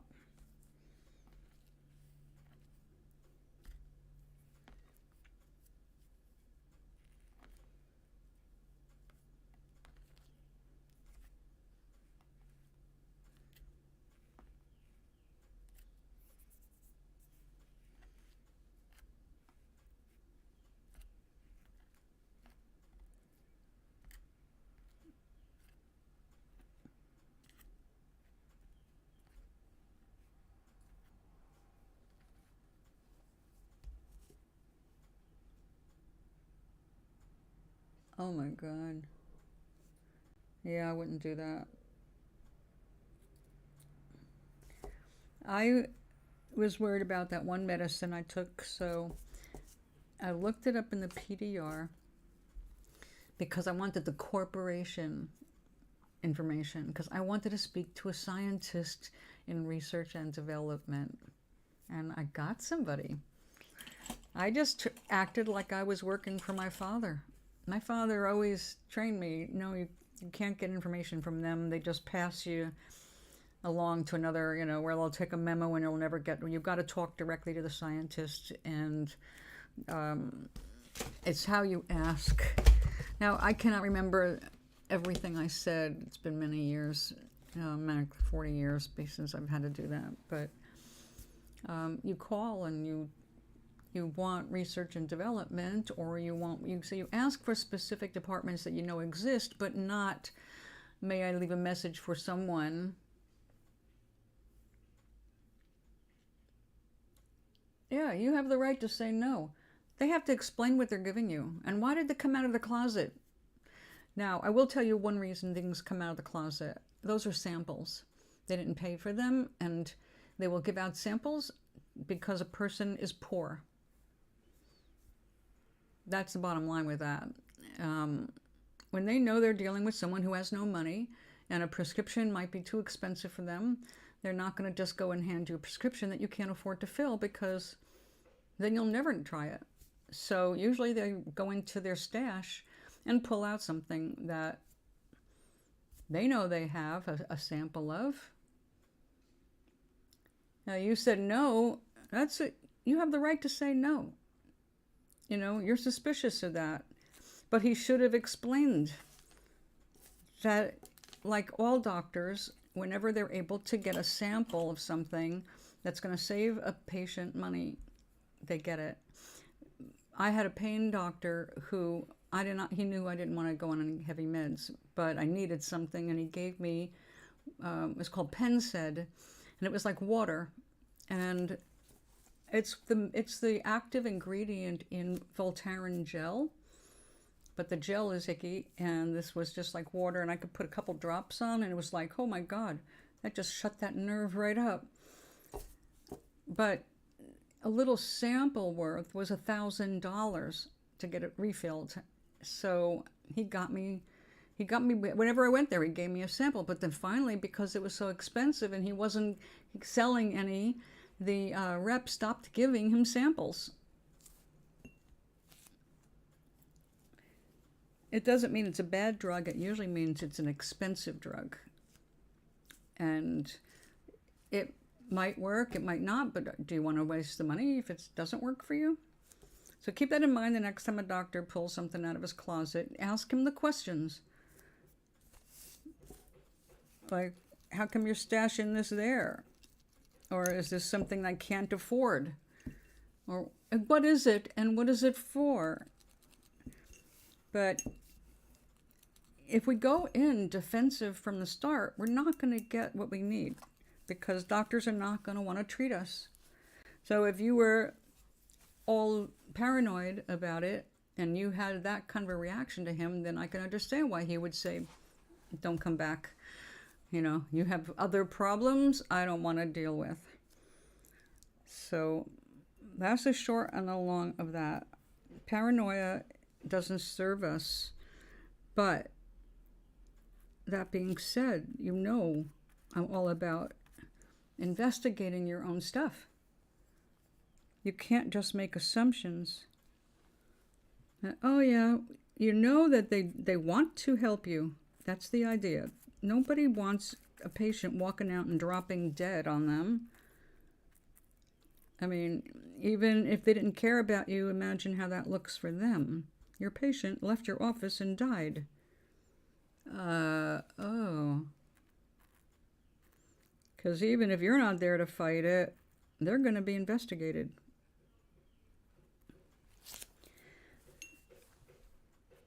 But you do have to check things out. You can't just assume anything.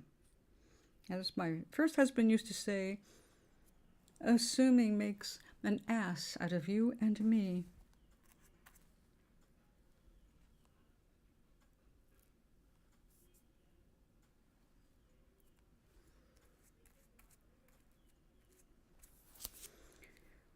But don't assume they're out to hurt you. That is paranoia. That's not common sense. That's the extreme response.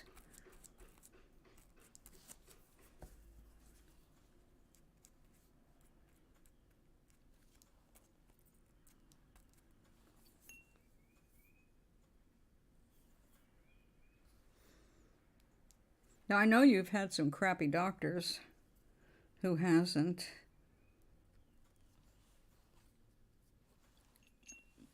But it's to your disadvantage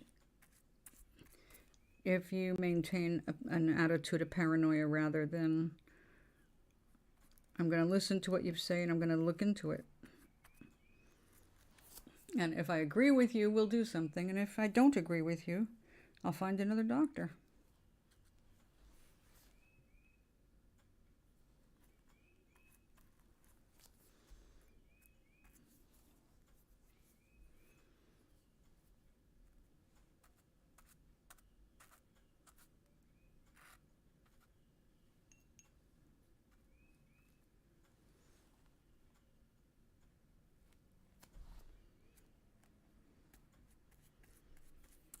It's like disrespect. Never tolerate disrespect.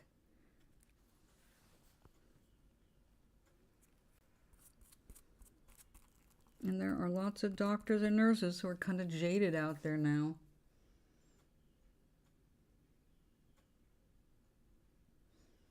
Well, comparing real life to TV shows is a mistake anyway. Television shows and TV, I mean, that's nothing real. They even make up forensic tests that don't exist. There's nothing real about it. Those are people who are acting with cameras in their faces.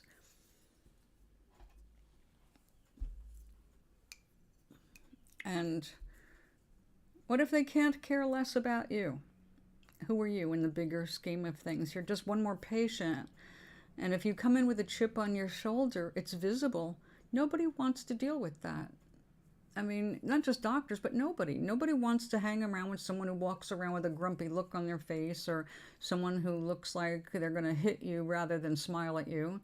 I mean, you know, well, that's a problem of yours. You might want to start comparing shrinks, because people are not TV shows. And if you are expecting another real human to act like someone on TV, what is wrong with you? Seriously. I know you're smarter than that.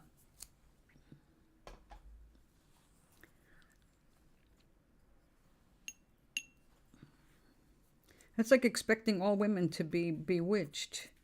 And when things suck in your life, someone can just twitch their nose and make it okay for you. That is like Cinderella thinking. They call it magical thinking. We are unfortunately raised on that with the Bible. But most people get the idea that things don't really work the way a magic lamp does.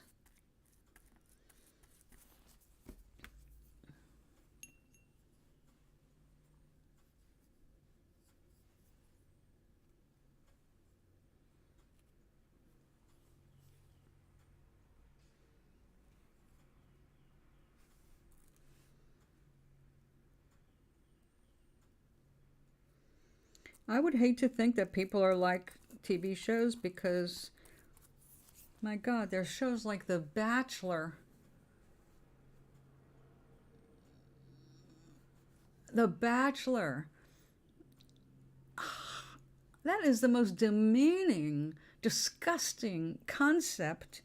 I don't know why people get sucked into that, of all things.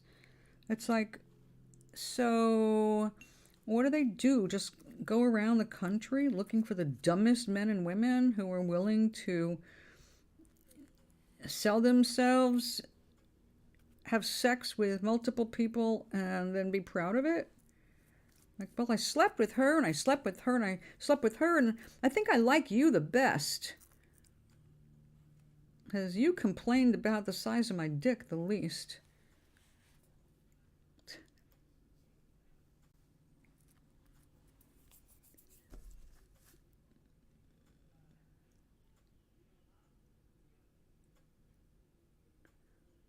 Ah. Yeah, you got to watch that. You got to read those reports and hold them up to it right away. You can't leave the office with those things and go, wait a second. That's when, last week, when I went to my GP and I told her what happened in the hospital and the lies. I said, how am I supposed to get this off my record? They lied so I could take this medicine. If they had a lie so I could take this medicine, what else is fucked up with the system? Right, Oink? If you have to go on a TV show to get a date, and then you humiliate yourself by confessing about that date on national television, it's like, what is wrong with you? People are trying to avoid narcissists. What are you going to find on a show like that? Anything else but someone who is completely about themselves? I'm so awesome that I know I'll find true love just by having sex with these 4 or 5 people. Yeah, I thought that's what dating sites were for.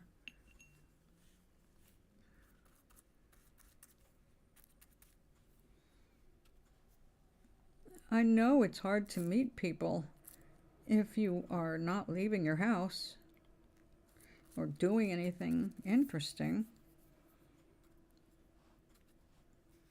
What I used to always say,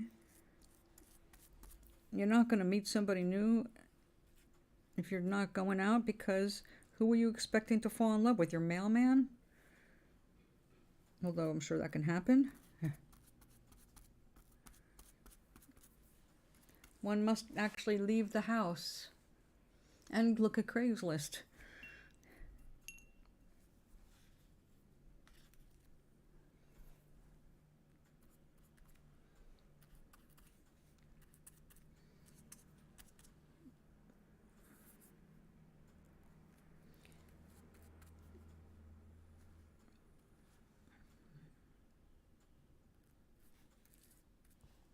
We go through different stages, you know, outgoing stages, introverted stages, until we finally are just comfortable with ourselves.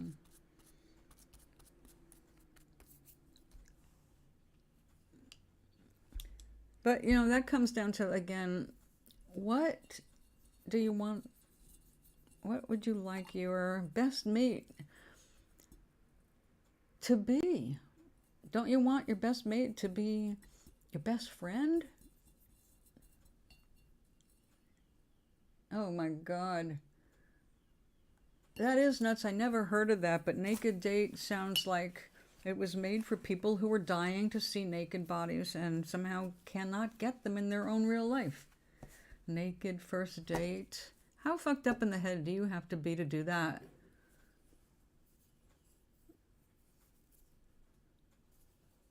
My God. I had no idea that they had that. I know about The Bachelor, but yeah, that was sick enough. And I had never seen The Bachelor. Okay, I got the idea because I saw a couple of commercials for The Bachelor. But then that year I was in the hospital, 4 years ago, I was watching Dancing with the Stars when I got back. And that was the year Sean Spicer was dancing. So I had to see it. It's like, you're kidding me. He looks like a brick. Oh God, worse than that. But one of the contestants in Dancing with the Stars was a reject at the end of the season on a Bachelor show. And she had a broken heart because it turned out the guy had slept with everybody else, including her. And so she decided, I can't do that. And then he ended up choosing somebody else or something. So she ended up she thought it was better to just dance with the stars because she got to build her confidence up again. But she still lost. And then she went back she was a return person on The Bachelor. Or maybe it was The Bachelorette. So it gets worse. Oh my God, tell me about it. Just because it's like watching a freak show. Which I would not go and pay for, but sometimes you can't turn your eyes away. Like, you know, a train wreck. You don't really want to see blood, guts, and gore, but you're dying to know what the hell happened.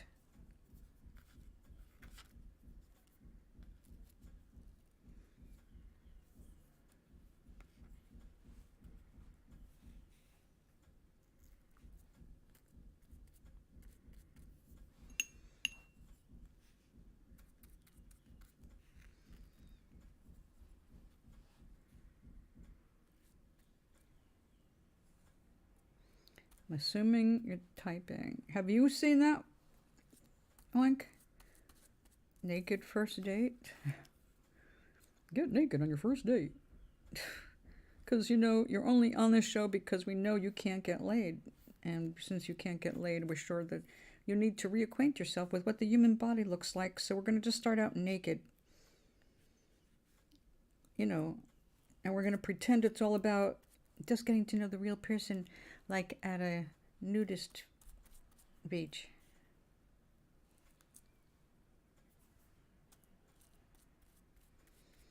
You could go to a nudist colony and be naked every place except for dinner.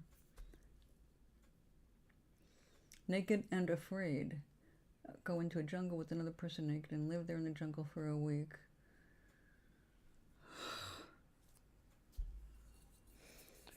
Yeah, what masochist signed up for that? Yeah, I'm like, the whole idea about being naked is such a turn on. I'll do anything to be naked with somebody else. Because, you know, there might be sex. Yeah? Naked and afraid. Wow. Just what we want to manifest on this planet. Naked and afraid. Why don't we just show them what it's like to be an immigrant? We'll take someone whose country has been devastated by a hurricane or a tsunami, and they can't get food or water, and they're naked because they've been traveling so long in the same clothes. Things are just kind of dissolving off of them now. And have the migrant experience. And hey, see how it feels. Right? That's just sick. Who fucking made these decisions? What network?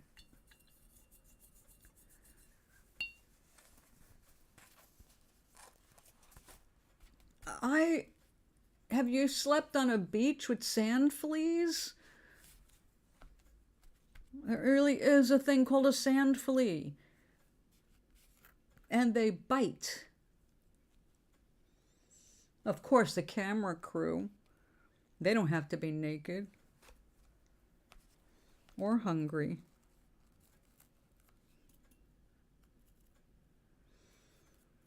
I'd be there saying, what can I give you for that food, buddy cameraman? Old pal, old buddy of mine. Camera crew. Yeah, we're helpless. We're out here with the cameras. What do you want to do when you get out of this? Oh, I'll probably become an influencer on YouTube.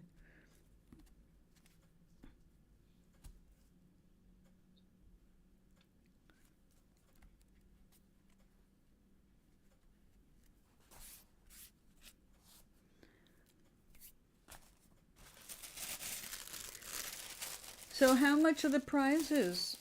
How much money? What's the payoff for being completely humiliated and risking your life? It's like, wow, I can't imagine what else I can do in this world that'll make me more uncomfortable than walking around barefoot and naked in a jungle.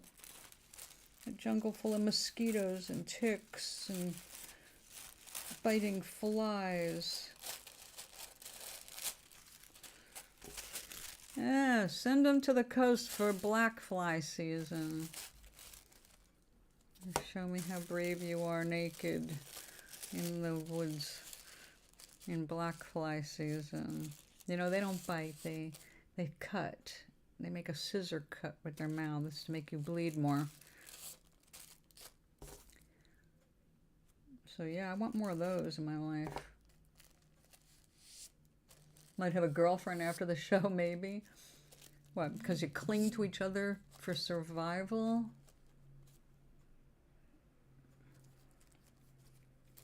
We hung on to each other for dear life, and I just couldn't help it. I fell in love with them. Of course, a week after we fell in love, when we were back in, out of nature, and we were feeling ourselves again, we realized that, not good choices after all. They're only that grateful and clingy when they're about to die. Anything short of that, they're fine with it just being their bitchy selves. No, I'm sure that having an experience like that would change you, but I don't know what you'd be changing from. I think if you do it in the first place, there's something wrong with you. And I wouldn't want you for a boyfriend after that. Because I'd be suspicious about what kind of screws you had loose. Just like I said, how much money? How much money are they talking about?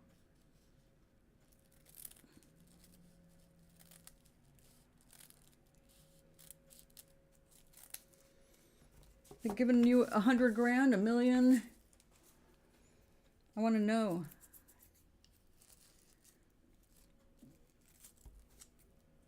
How much are your morals? That everybody's got a price. Let's find yours.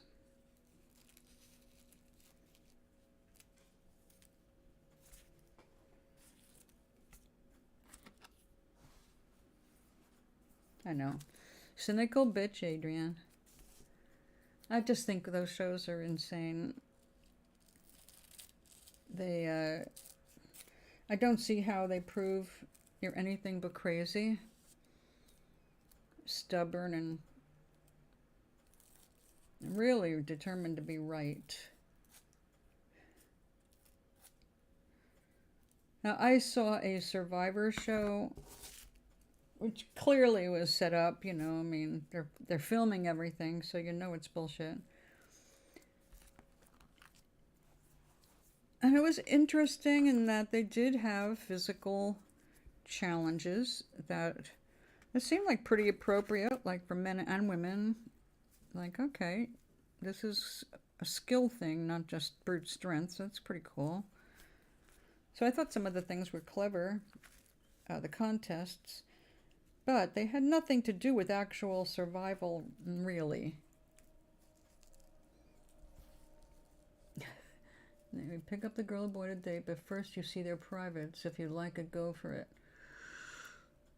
Oh my god! So basically it's swipe left on this penis, swipe left on that penis, swipe left on those boobs or pussy. I mean, oh my god. Wow. And here we've spent all these years trying to get people to appreciate us for who we are, not what we have. Well, they're seeing it all, and they're seeing it all. This is just, these are like tales of amoral assholes who barely register 100 on the IQ scale.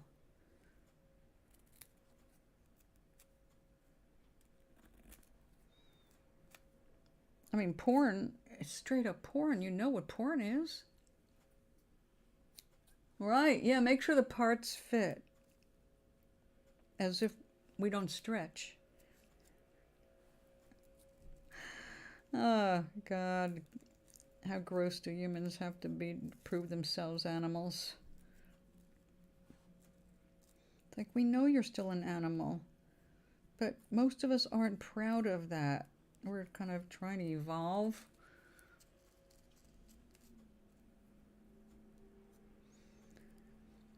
Well, how disappointing would that be, I guess, to a man who wants to be on the show, but apparently all the women are swiping past his penis.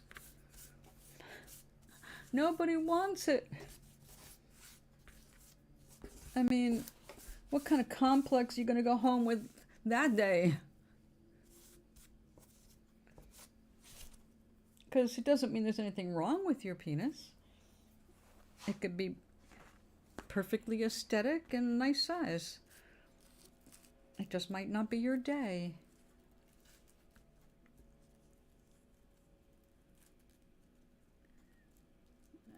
Ah. Yeah, I get that. I totally understand.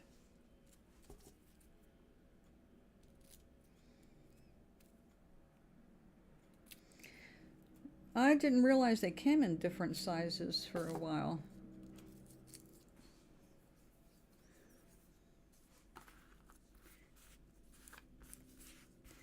I was just lucky, I guess.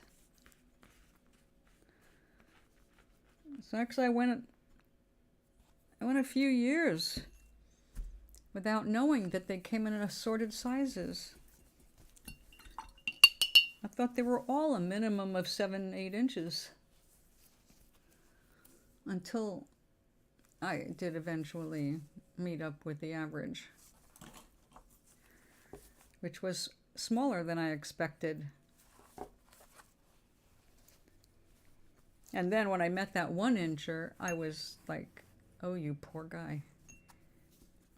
I don't know what to do with that. I'm sorry.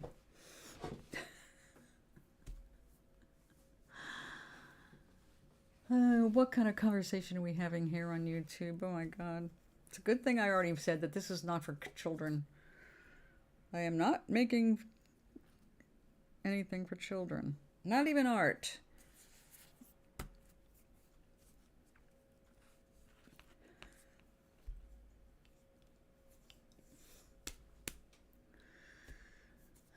Now you have my mind in the wrong place.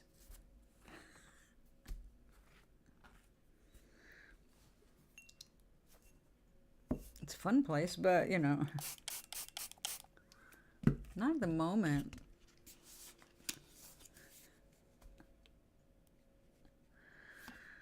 Oh, dear. Once my mind is in the gutter, it takes a little while to get it back out.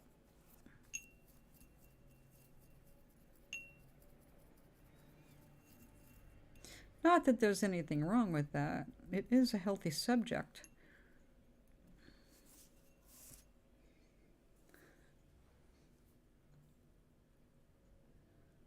Your youthful ears, that's right. Close your ears. Your virgin ears.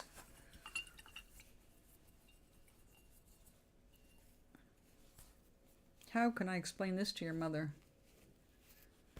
Sorry, Mrs. Charlie, but your son was present while we were talking about penises.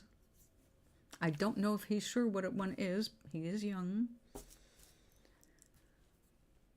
Oh, yes, I mean, I don't know if you've had the talk with him yet, because I just did. No, I didn't. I don't make that mistake.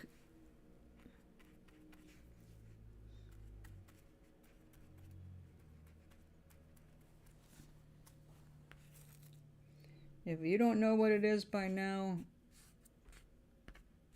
then I'm very sorry. Very sorry you have been so deprived.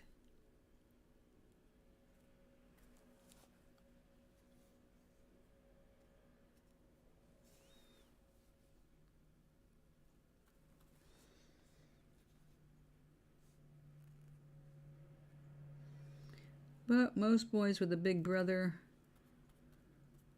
they learn about their extra appendage while they're still young, usually. Because the big brother figures it out. They're usually so excited at that, they have to tell everybody. Bro, you won't believe what this will do.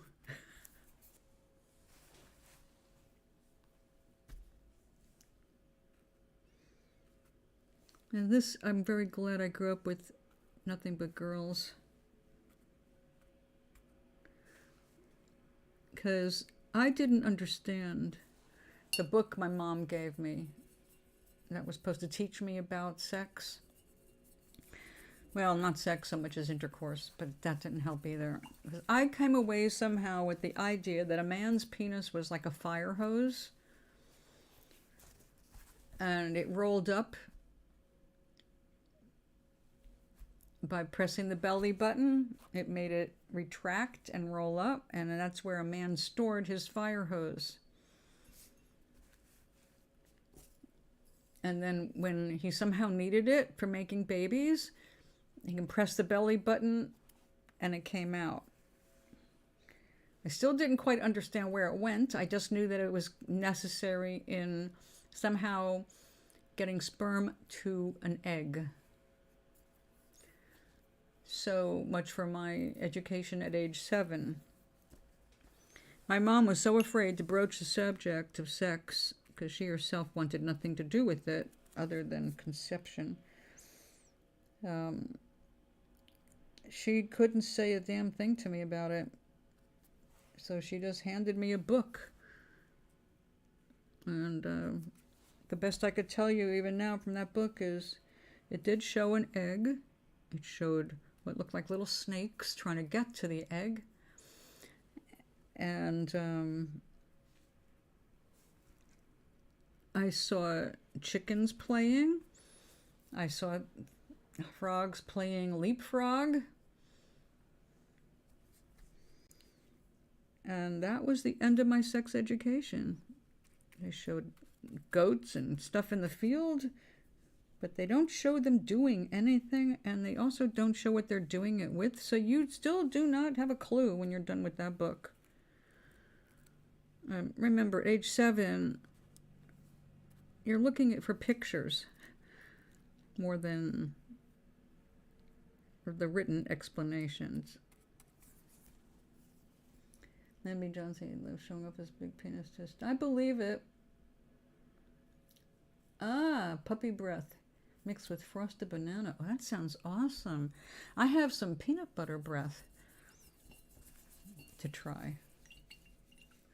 Lyndon B. Johnson also had an expression. He said I never trust a man unless I have his pecker in my pocket. That's from Johnson.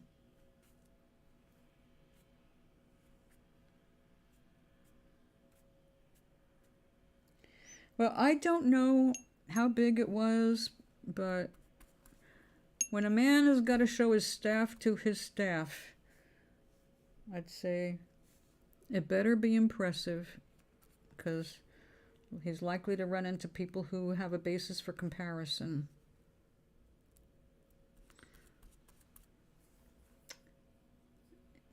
Was it? Right? I wouldn't be able to not look.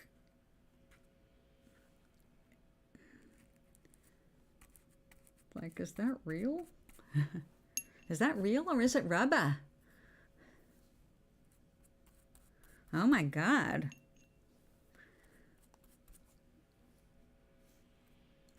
Well, in general, I would avoid a man who insisted on popping it out at the drop of a hat.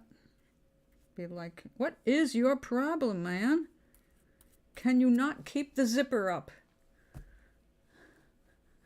I mean, I'd still look, but I'd have to ask, what's your problem? You're an adult. You're the president.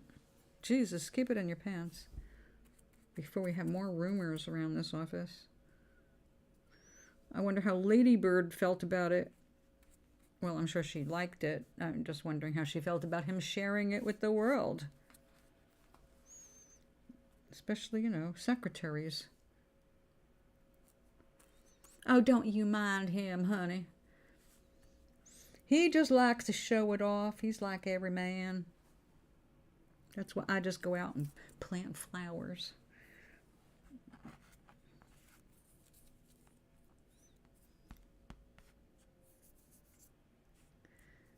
In the next 100 years, everyone will be naked. How did you come to that conclusion?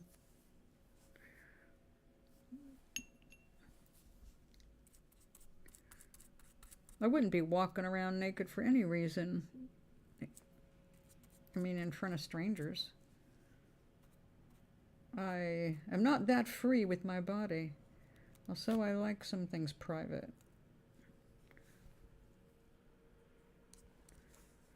I share my body with someone, it's because I want to share with that person and not a crowd.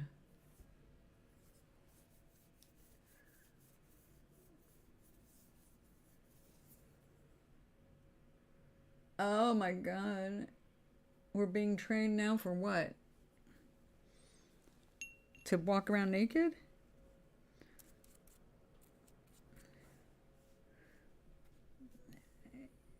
That's something you do when you're selling your goods.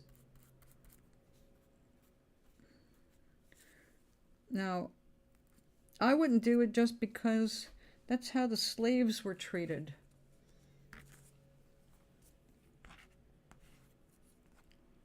Yeah, need you for the field, need you for stud.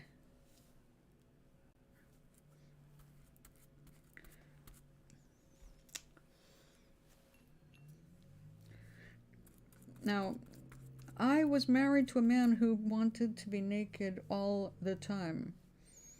And if he could have been naked all the time, he would have been naked all the time. And that did not change in 22 years. He was half naked when I married him. He was the same half naked. Actually, he was more dressed when we divorced, because by then he'd learned that you needed to wear underwear with pants.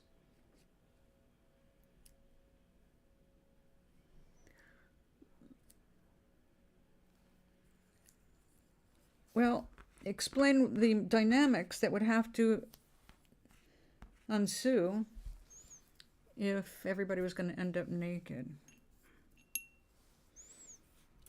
What kind of cultural change? Would that be because nobody knows what sex you really are? You're so fearful you might end up with a trans person?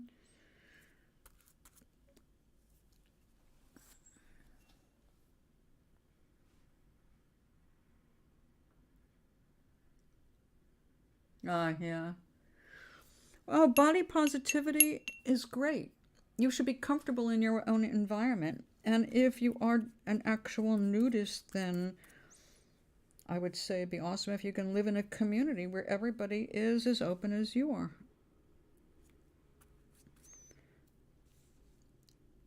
I look better with some clothes on. I don't like some clothes just because it's uncomfortable, like brasiers. Things like that suck. But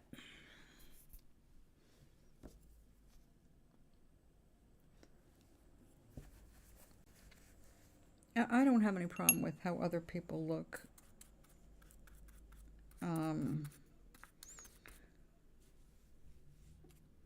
I don't want to look at everybody naked. I don't want to see everybody's private parts when I'm eating dinner.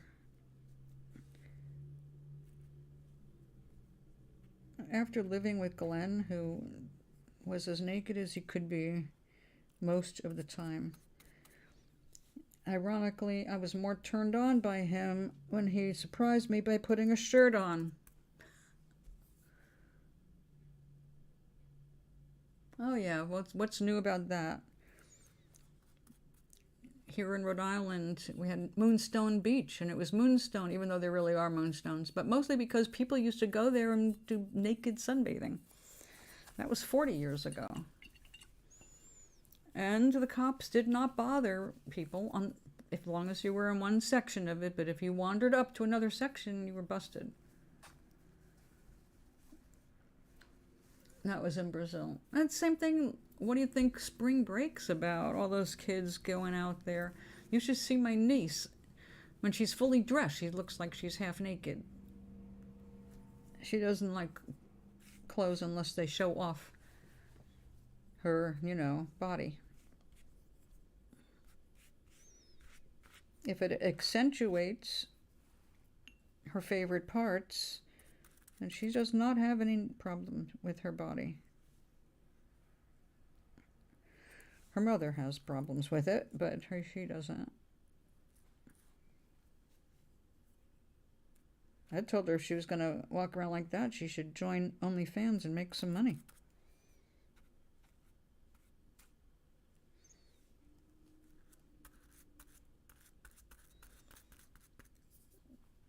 Yeah, spring break. Every beach in the country has people as close to naked as they can get legally. 'Cause young people are fucking horny. And they will show off everything they can, whether they have something to show off or not. Because they want to get laid.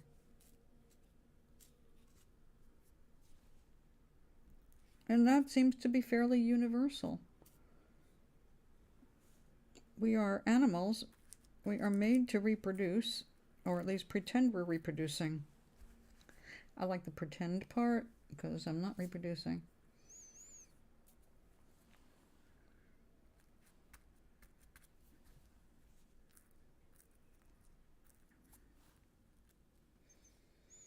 But I was never a spring fling person. So even back in the day, They were just, I had my limits.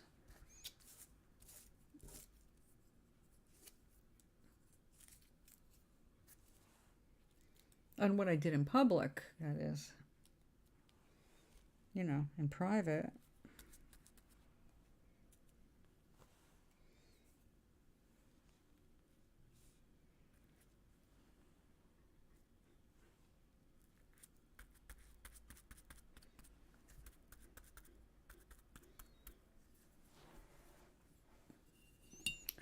Okay.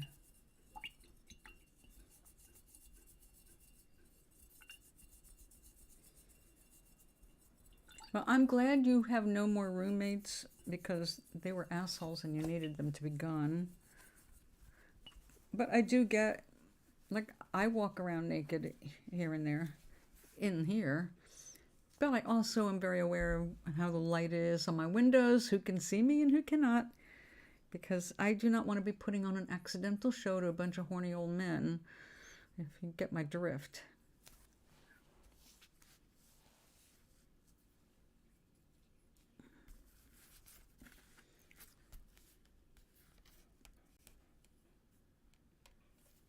Pink, pink, pink.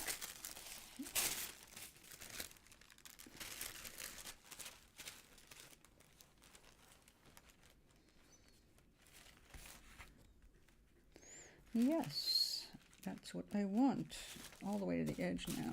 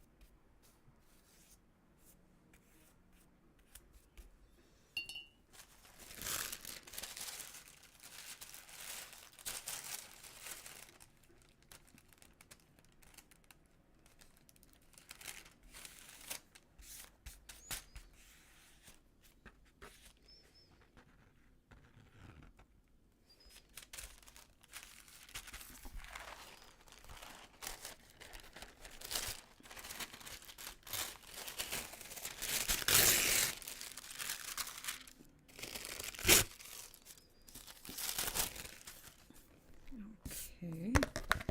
Oops. All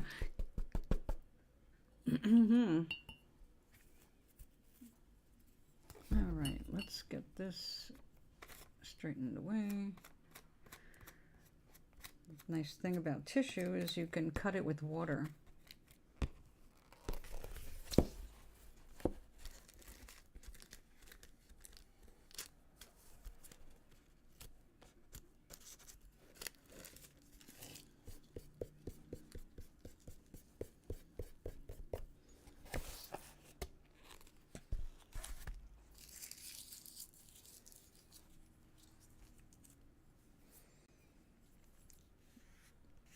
I love the textures you can get with this.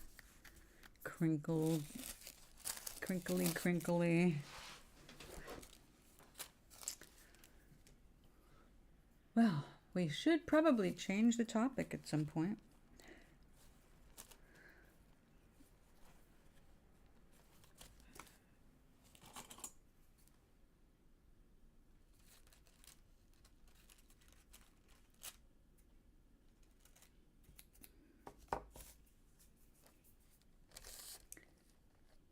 That's true.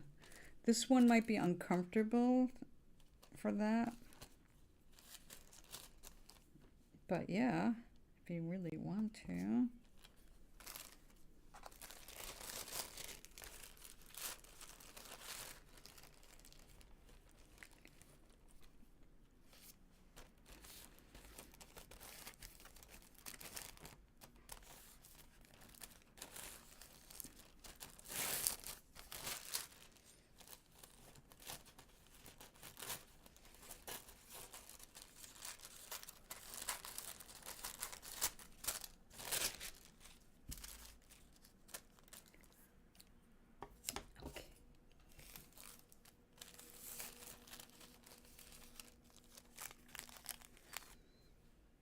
the straight edges are the easy part.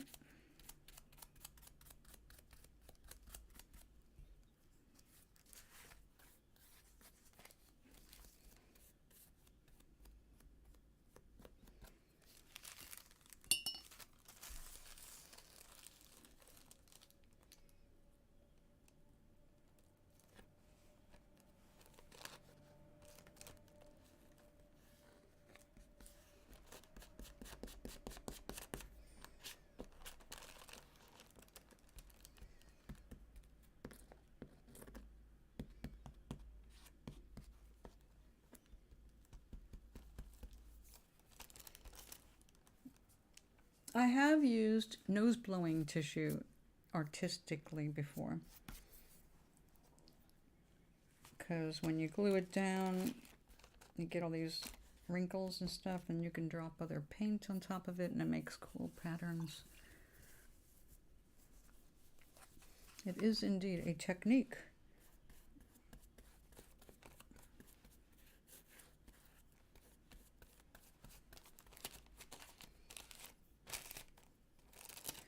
All right, now this part gets tricky.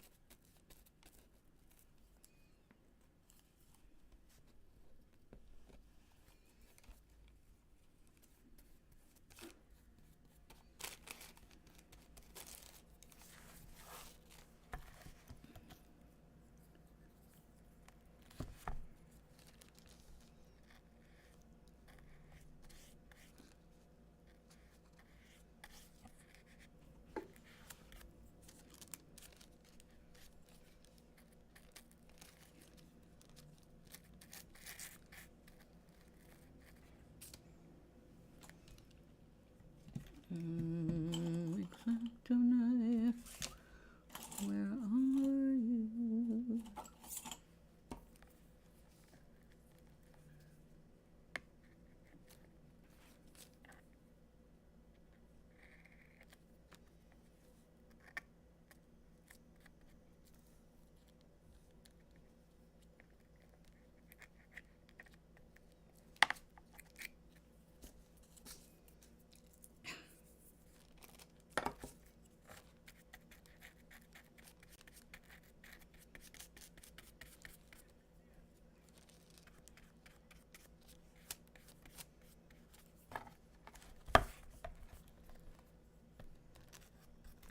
Oh, Shenandoah, I long to hear you.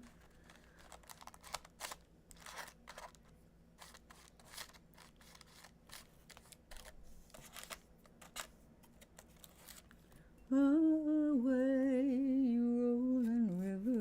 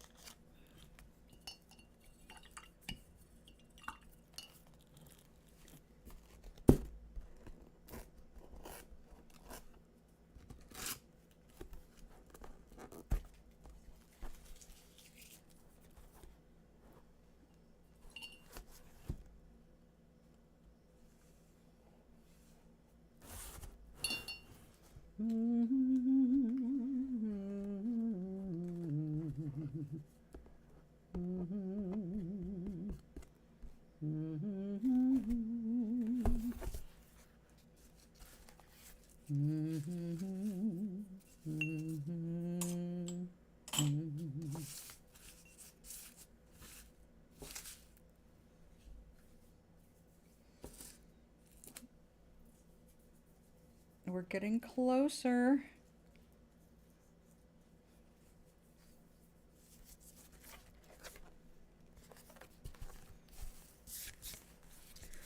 So now that I cut these up, I'm throwing them around the desk. These will come in handy for something else.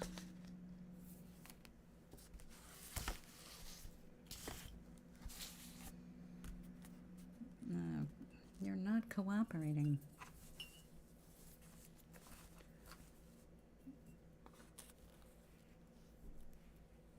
crappy glue.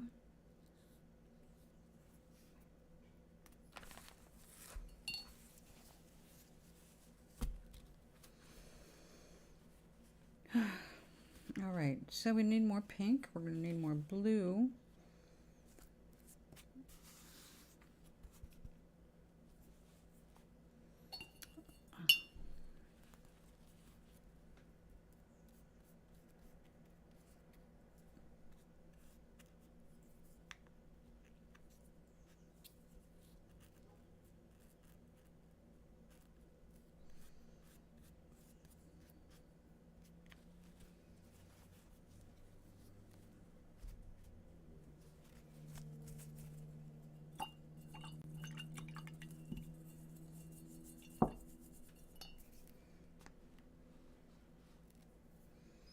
So are there any sane shows on anymore?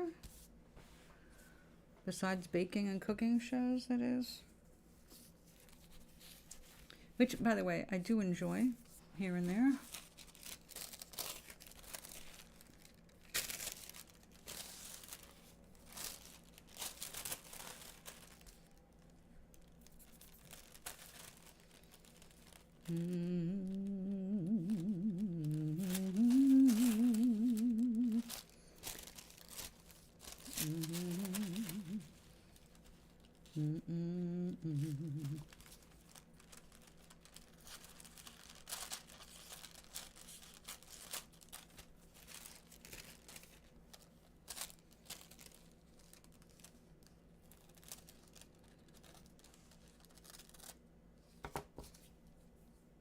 So Charlie, are you naming your new pen?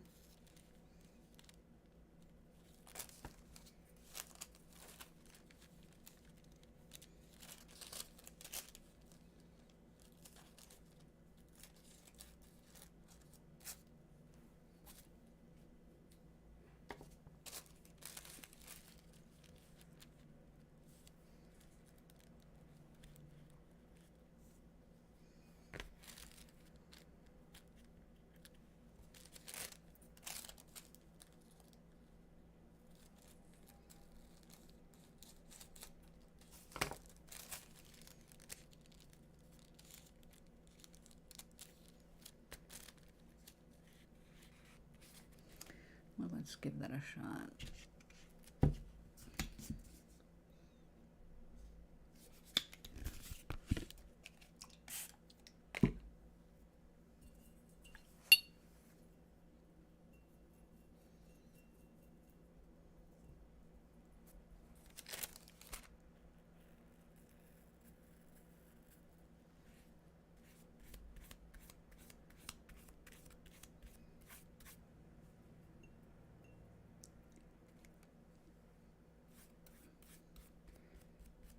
Well, you can make it the Adrian 2.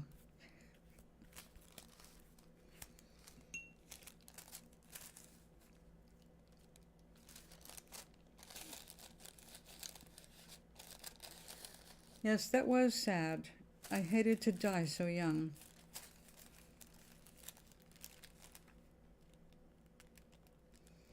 It seemed unfair. You should have gotten more time out of it. More time with Adrian.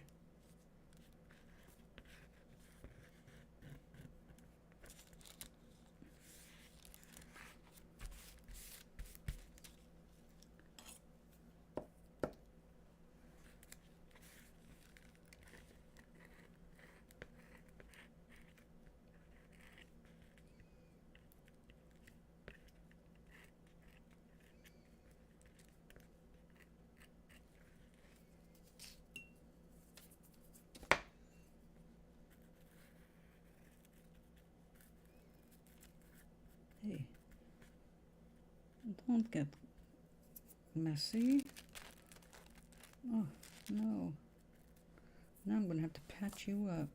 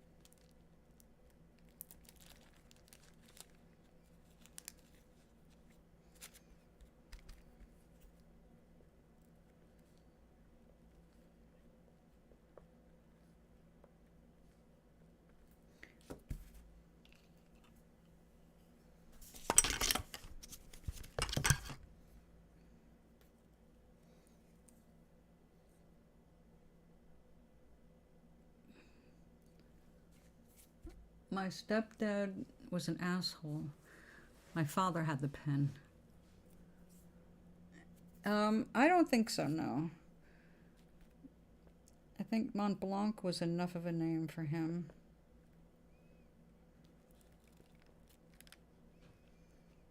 But if he was going to name it, I can imagine him naming it something like the Equalizer, because of the historic role his particular pen played.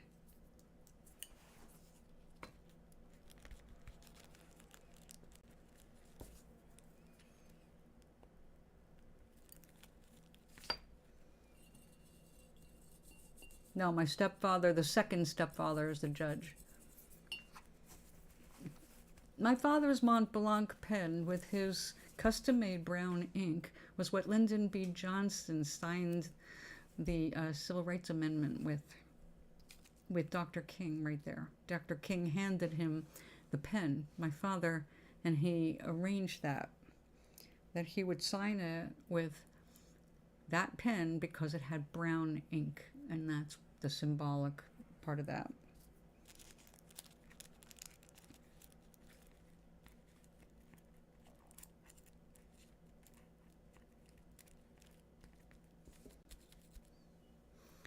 My stepfather, the judge, he was featured in Mad Magazine. He was used as a model for one of those back cover art pieces because it was his friend who did the Mad Magazine covers. Yeah, brown ink is beautiful, and you don't have to custom buy it anymore. They offer it. Back then, peacock blue and brown ink were special orders only. And also it was very New York. I loved the brown ink.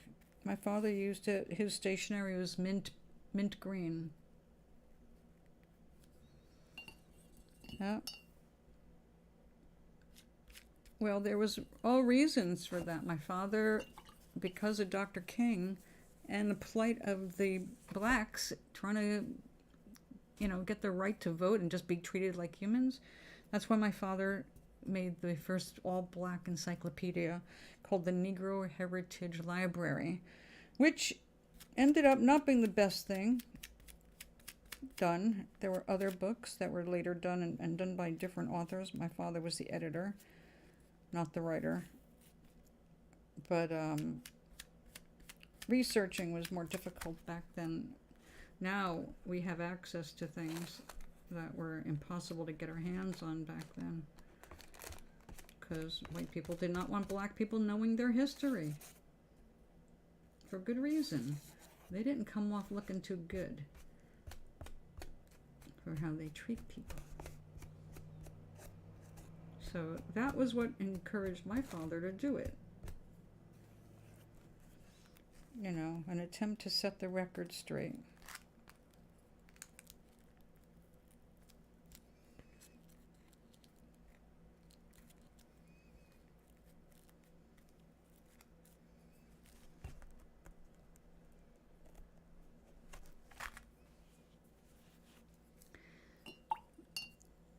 And Charlie Grumbacher makes a brown ink that is just luscious and warm. But these days, because of the availability of so many different colored inks, you can have a choice of 2 or 3 different brown inks now.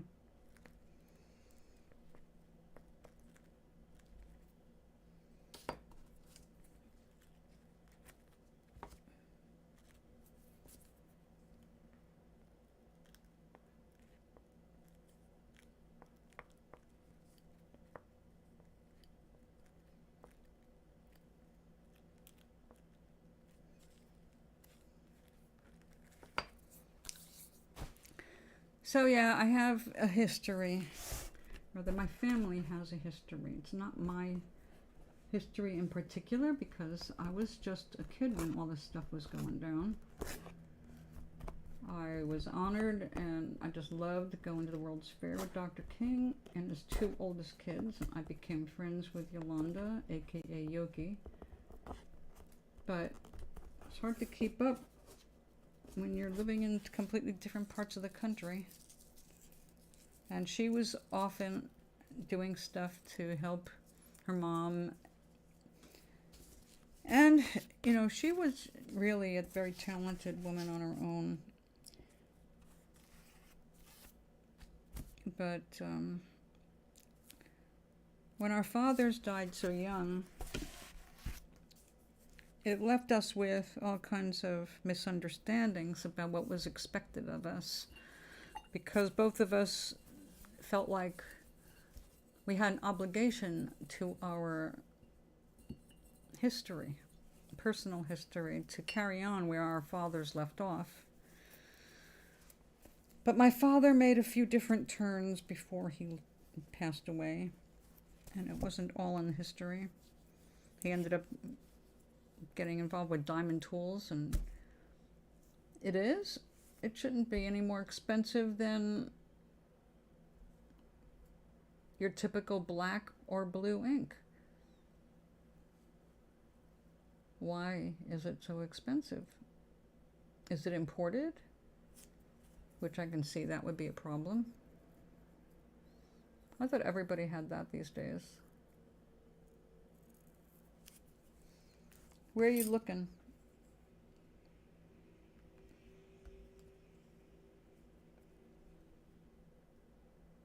Why? Is it a brand? Brown ink 4. For fountain pens.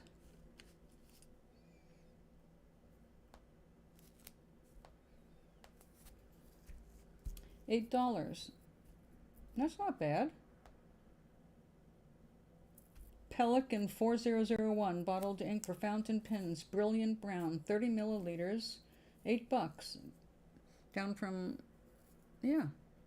Down from 10. Waterman is a high-end ink.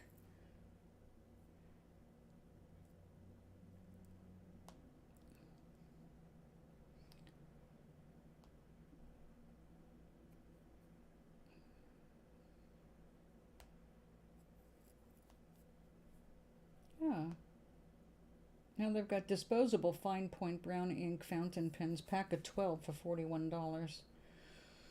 No, thank you. What's the matter with it? Hey, Justin. What's wrong with that? Pelican is a good brand.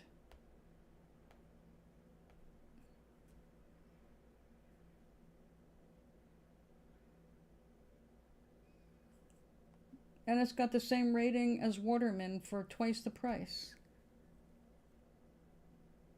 No.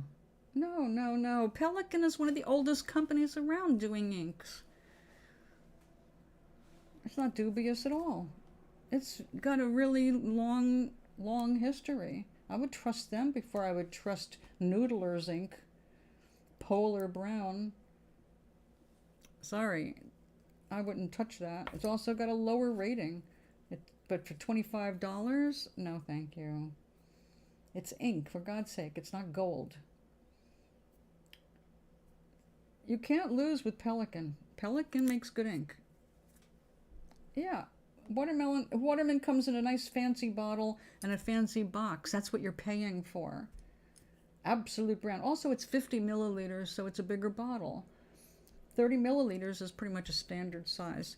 This is a little one. All right, this is a Winsor & Newton.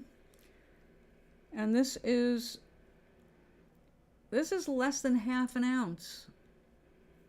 And this is way overpriced. You would get Ganges Brown, but the packaging is not what you're why the packaging doesn't matter. You throw away the packaging. It doesn't improve the quality of your ink. You can dress anything up. Ganges brown would be kind of yucky, actually. I don't know what is so awful about the packaging. It looks like a standard bottle of ink.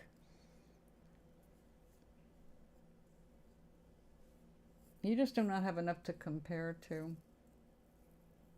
What do you mean ugly thing? You want the ink. You have no sense of how to judge things at all, do you? At all. You're totally like off in left field with zero ability to judge the quality of the ink because you do not know. But I have used these inks and I know Pelican is a very good ink. So, right?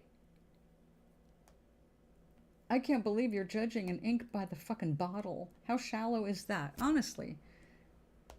It's got the same exact rating as something twice the price.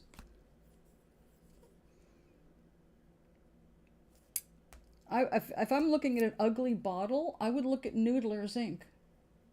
That is an ugly bottle. That is just a standard brown bottle. Like, oh yeah, gotta have that because it's so expensive. Pelican ink is like a standard, stable design, so it doesn't get knocked over easily. And that's the best one of the choices here, so I don't know what you're judging by. If you're judging by packaging, you're really like, you don't know anything about ink.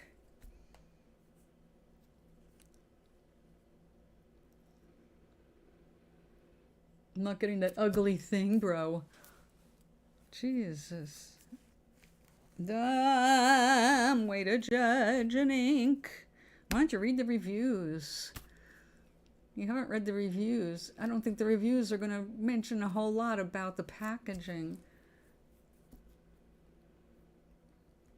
I want this because it comes in a box. Now, if I was buying a bottle of ink as a gift and nothing else, then the box might count. It doesn't, yeah, it's just a 50 milliliter bottle, that's all. And that's it. Those are the only brown options. Oh, you got Thornton's. No, that one looks just like the other one, and the brown doesn't look as nice. And it's $10.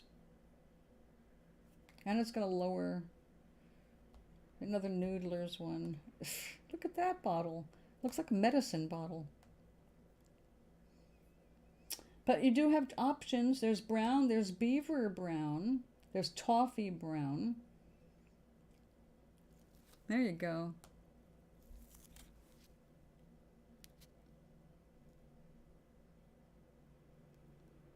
Waterman's is not the same size. It's bigger. And Waterman's is, I'm looking at, Waterman fountain pen ink is $17.27 for a 50 milliliter bottle. Pelican is $8 even, but was originally $10 for a 30 milliliter bottle. After that, the prices go up, but no reason for it. The price goes up, but the rating goes down.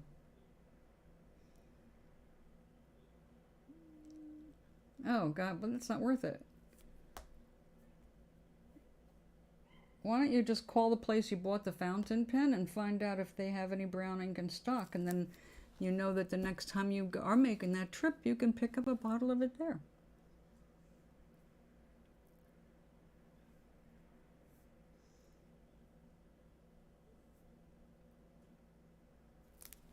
Pelican used to be like the standard for ink.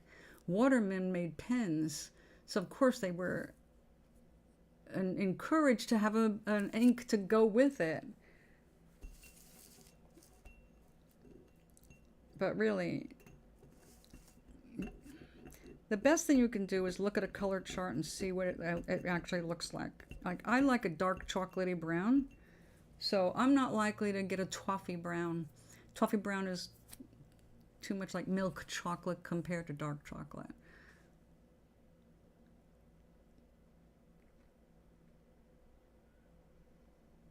Oh, wild chestnut. What's ugly? You're not going to be studying the bottle. You need an ink you can rely on.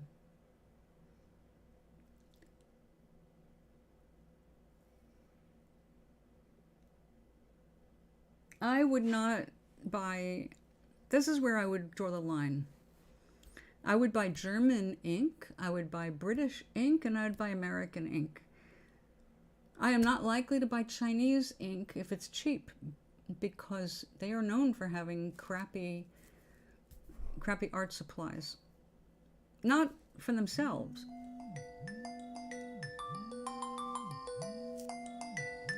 Hold on, I can't...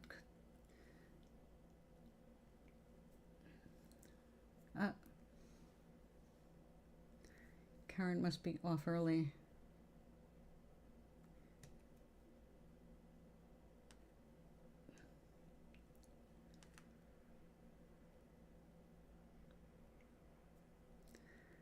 Bottle, bottle, bottle.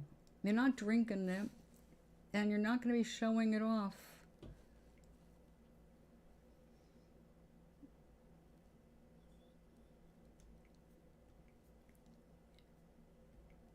Okay, now, where did she go? Karen. Karen.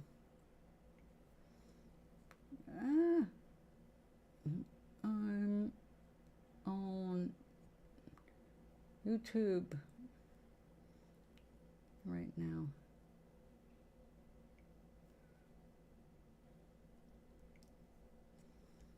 Okay. Oops. No, that's the wrong message. Delete it.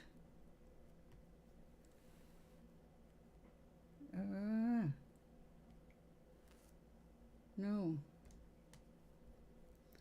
Oh, I hate this thing.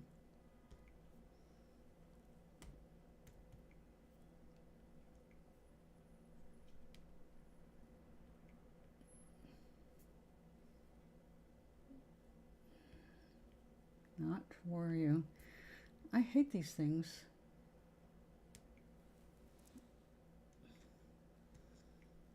Where is my friend? No, not you.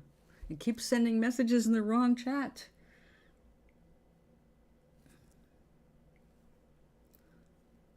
Sorry. No, not Spyro. Sorry. I'm...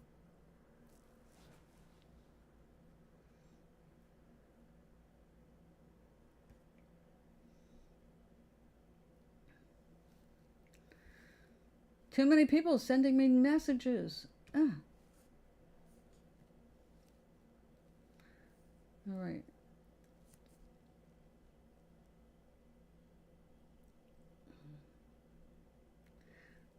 Well, isn't that funny? Glenn's pens. If I were to do anything, look off with my handwriting.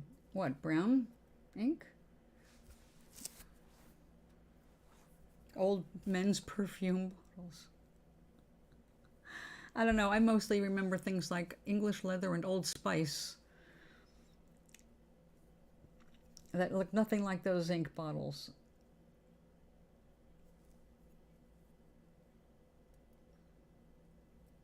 Bad idea, huh? Why? Are you illegible with your black ink? You think the brown is going to make it look worse? Use whatever colors you like. I would just go with whatever's cheap at the moment, but will work in my pen.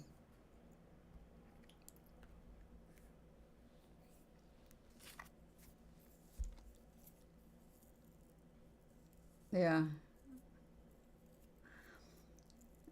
Well, in the future, you might decide you want to try it when it's convenient and a price that seems reasonable. But I like... I used to use technical pens, which you have to fill, and you have to be very careful not to use an ink that has shellac in it, because it clogs your pens. Mystery black? I don't know about that. Does it come out white? That would be a trip, wouldn't it? What's your image? Oh, Dr. Pepper? I can't get a... My eyes are not adjusting with this.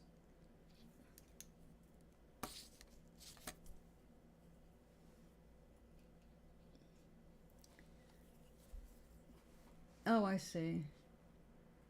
Is that really Dr. Pepper? I see the Dr. Pepper, but that doesn't mean it's really Dr. Pepper, so...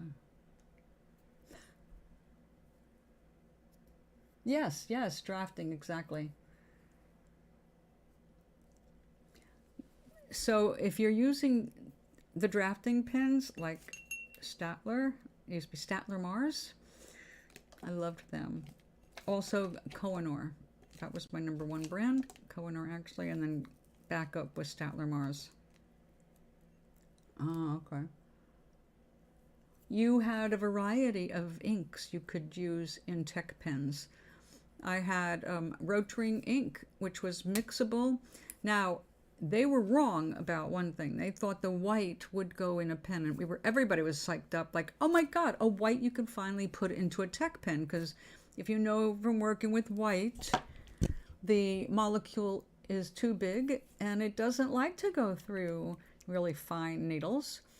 So we were all excited that they came out with a white in Rotring so we could use that. It didn't work.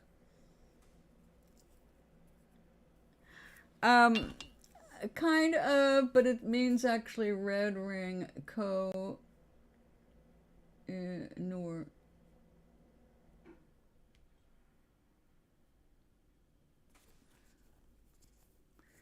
Yeah, so I just got a couple of Statler disposables in 2mm, as close as I can get to a 6/0. I like it. Well, I used the Kohinoor for years because I invested in a set. So once you buy the set, you just replace the points. But using the white destroyed my 6/0 point. I had to get another one. Definitely, they finally figured out the white has to be in a size 1 or bigger. Anything smaller than a 1, it's going to clog. But the cool thing about those inks is that you could blend them. So if I liked a darker brown than they offered in the straight brown, I could add something to it. They had a color chart, and I would know how many drops to make the color I really wanted. So I loved it.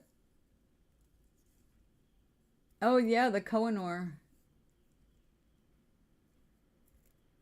I forgot about that.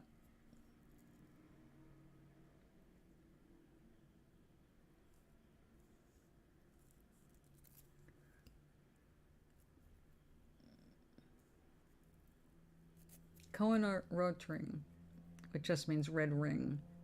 That was their little logo.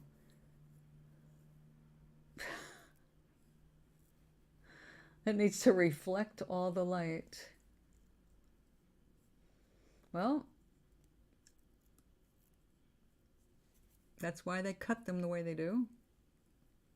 Same thing with crystals. Not into diamonds. I love rhinestones though. I love sparkly things.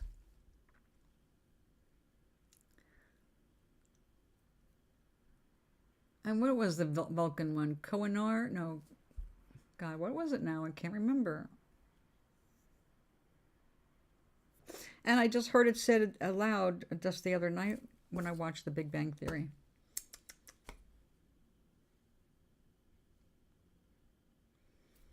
Oh well.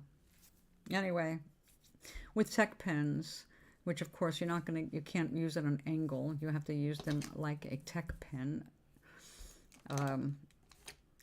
Yeah, I loved having the ability to change my inks and use all kinds of colors as long as I didn't put white. No white. Too chunky.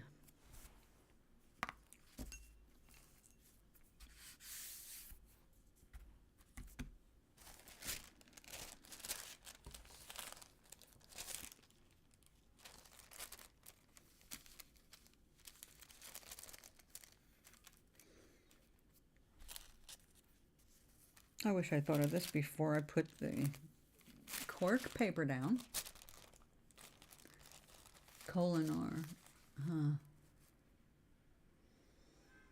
I wonder if they got that from the drafting department.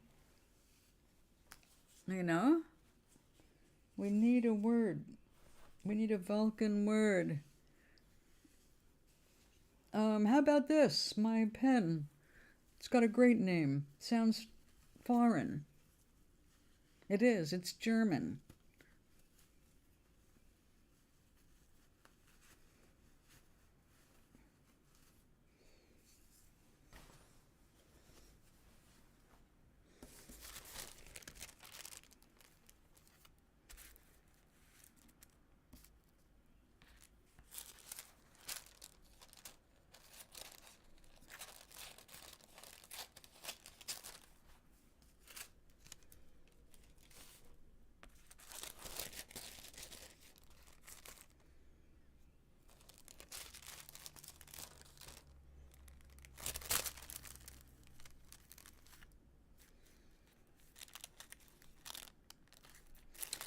Oh, we gotta do that.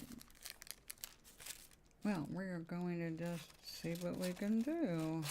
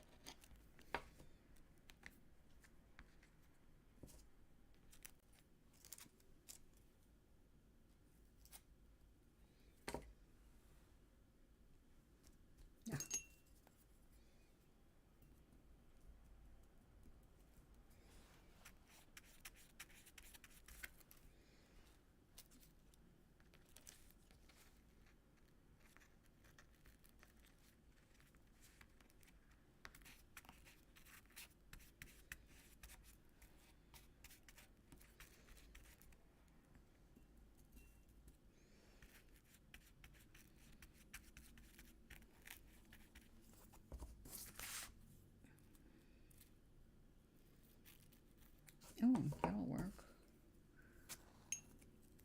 Let's get that in there. In. Stay down.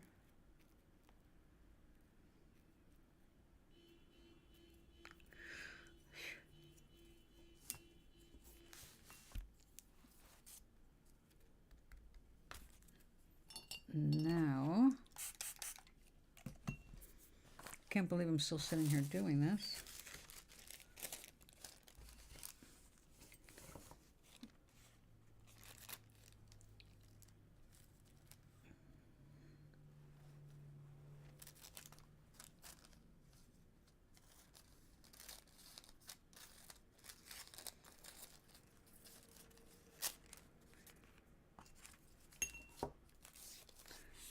So, Justine,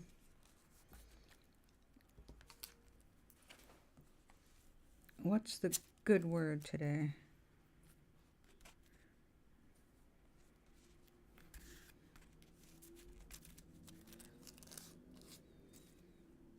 Have you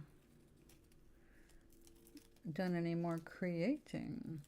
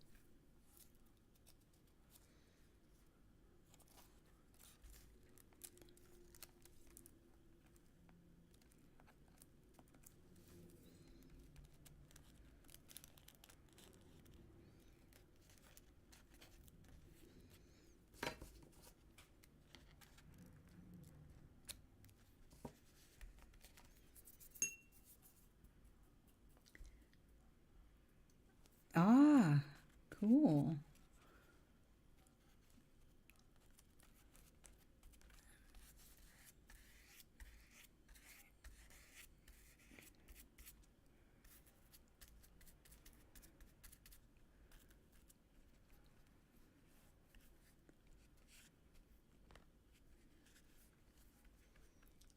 I know, that's what I was thinking.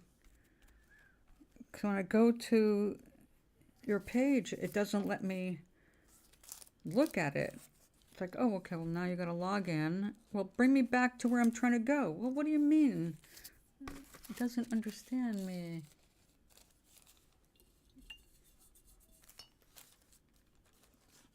Oh, he's making cool stuff at Night Cafe, but it's not really easy to share a link to it. It's almost like they don't want you going there. Come here.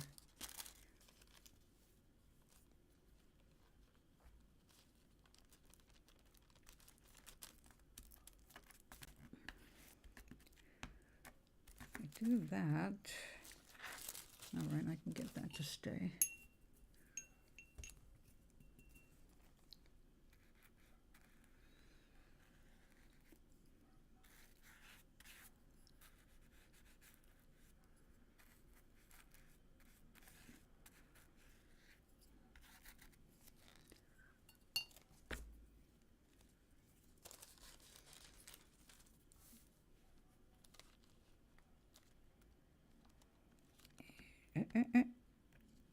Stay right there.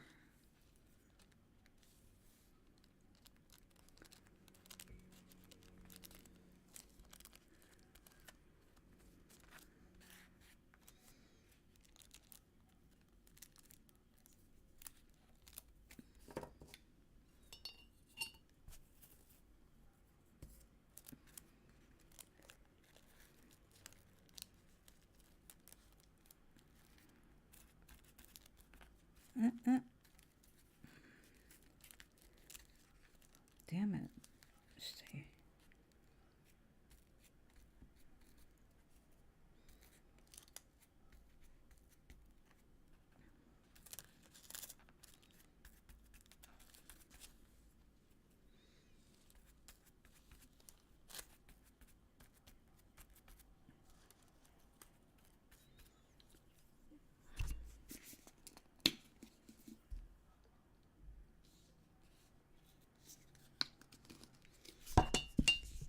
What about Google Docs?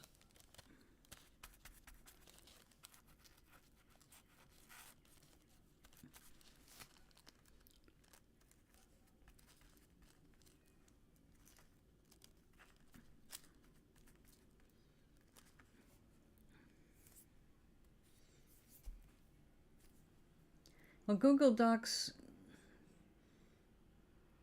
actually, I guess you have to save it like a photo to paste into a Google Doc, right?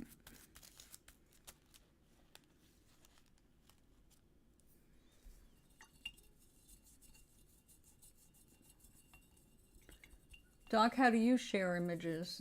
I mean, do you have to have somebody, like if you do a doodle or something in one of your programs, do you have to share it through that program, or can it be saved as a different kind of file that you can email?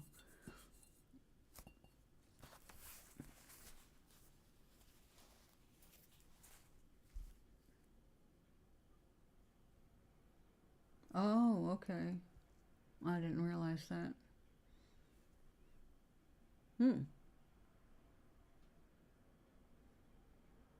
I will have to learn about it.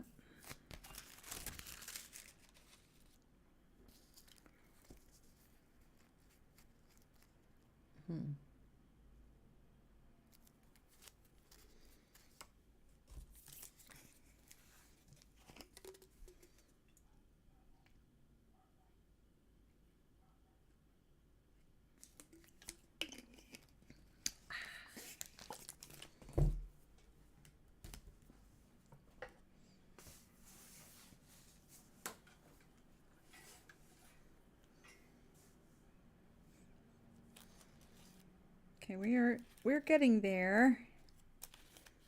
Slowly. Okay. Have a good appointment.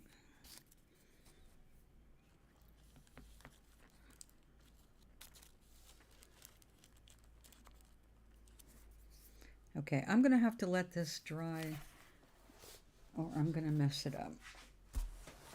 Also, I need to stand up and move a little bit.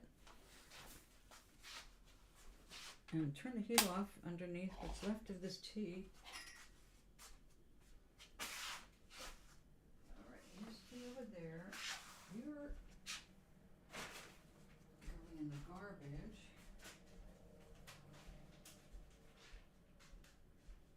You're going in that sink.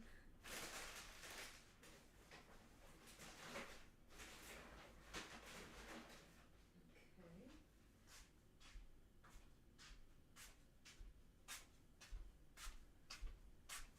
504. 504.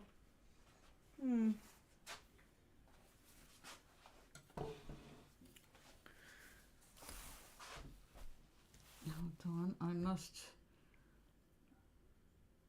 go over here to another app.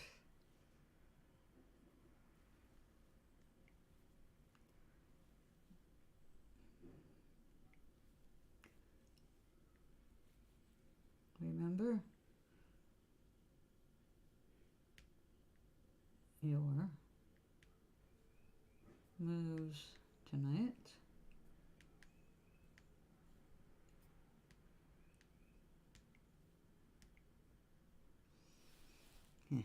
Okay, that's no good anymore. That's not good anymore.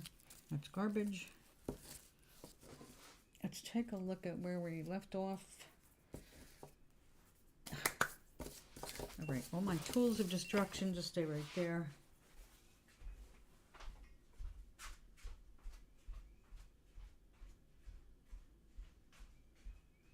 Oh, fresh air.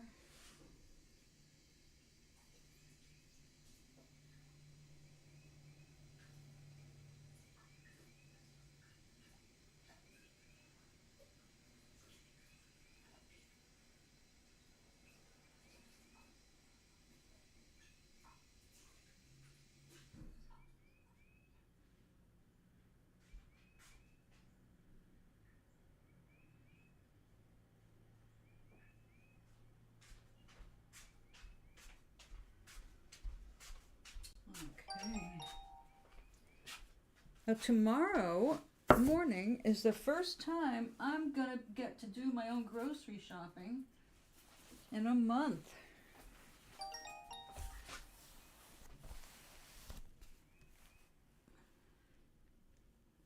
Yeah, still here on it.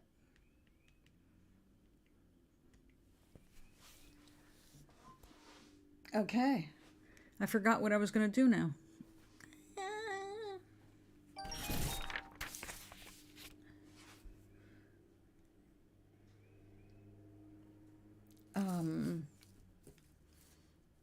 What was I doing?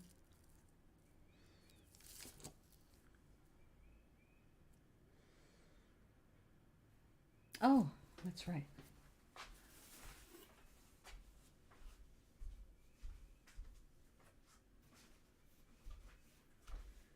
Let's see how this did.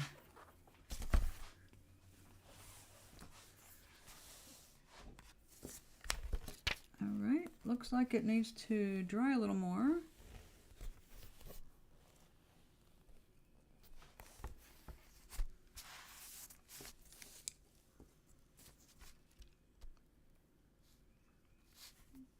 Yep. And when the humidity drops, I can put a clear coat on it. I'm just not sure if I'm done. What do you think? Is this done?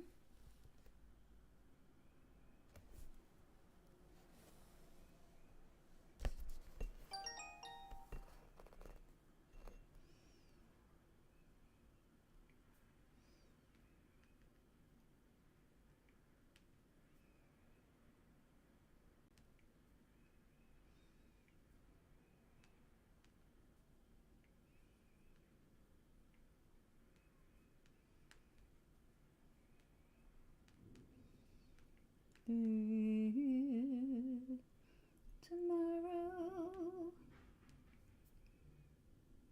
And don't forget the little smiley faces. Where's my smiley faces? There we go.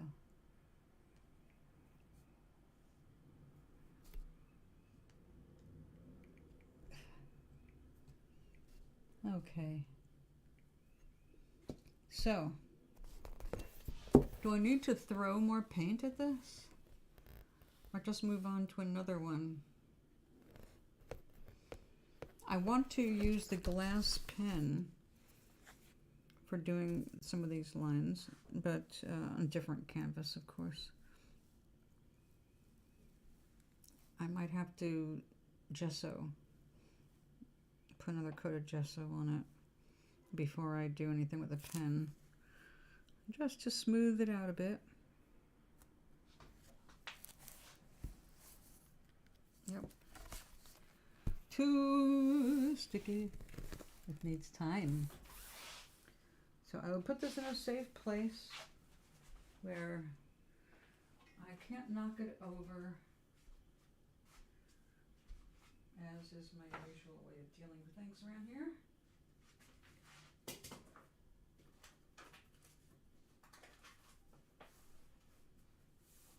Knock them over, knock them down, drop them.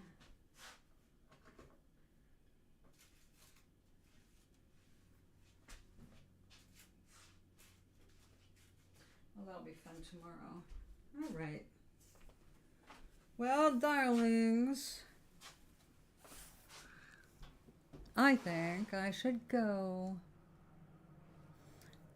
I think I should take care of dinner. It is that time of day when I need to address food things. So tomorrow I have I'm going grocery shopping in the morning, so I'm definitely not going to be on the air. But tomorrow afternoon, it is my hope to come back here and continue with the art. I have so much I want to get done.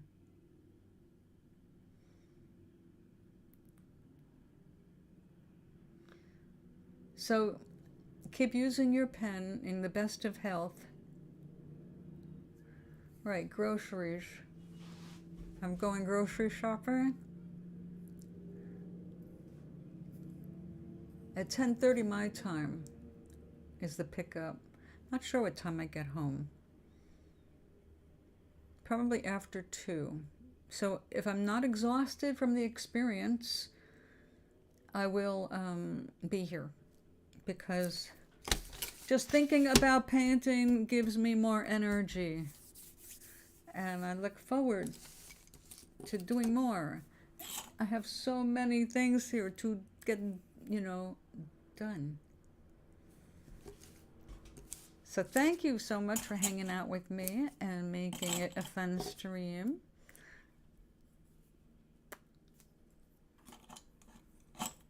A tip of the brush to you. Okay. All right, I have the mouse in hand. I will use it now to end the stream. Sleep well. Enjoy your rest of your evening, wherever you are. And don't forget to eat good food. Hug your dog. Hug your birds. Hug everything.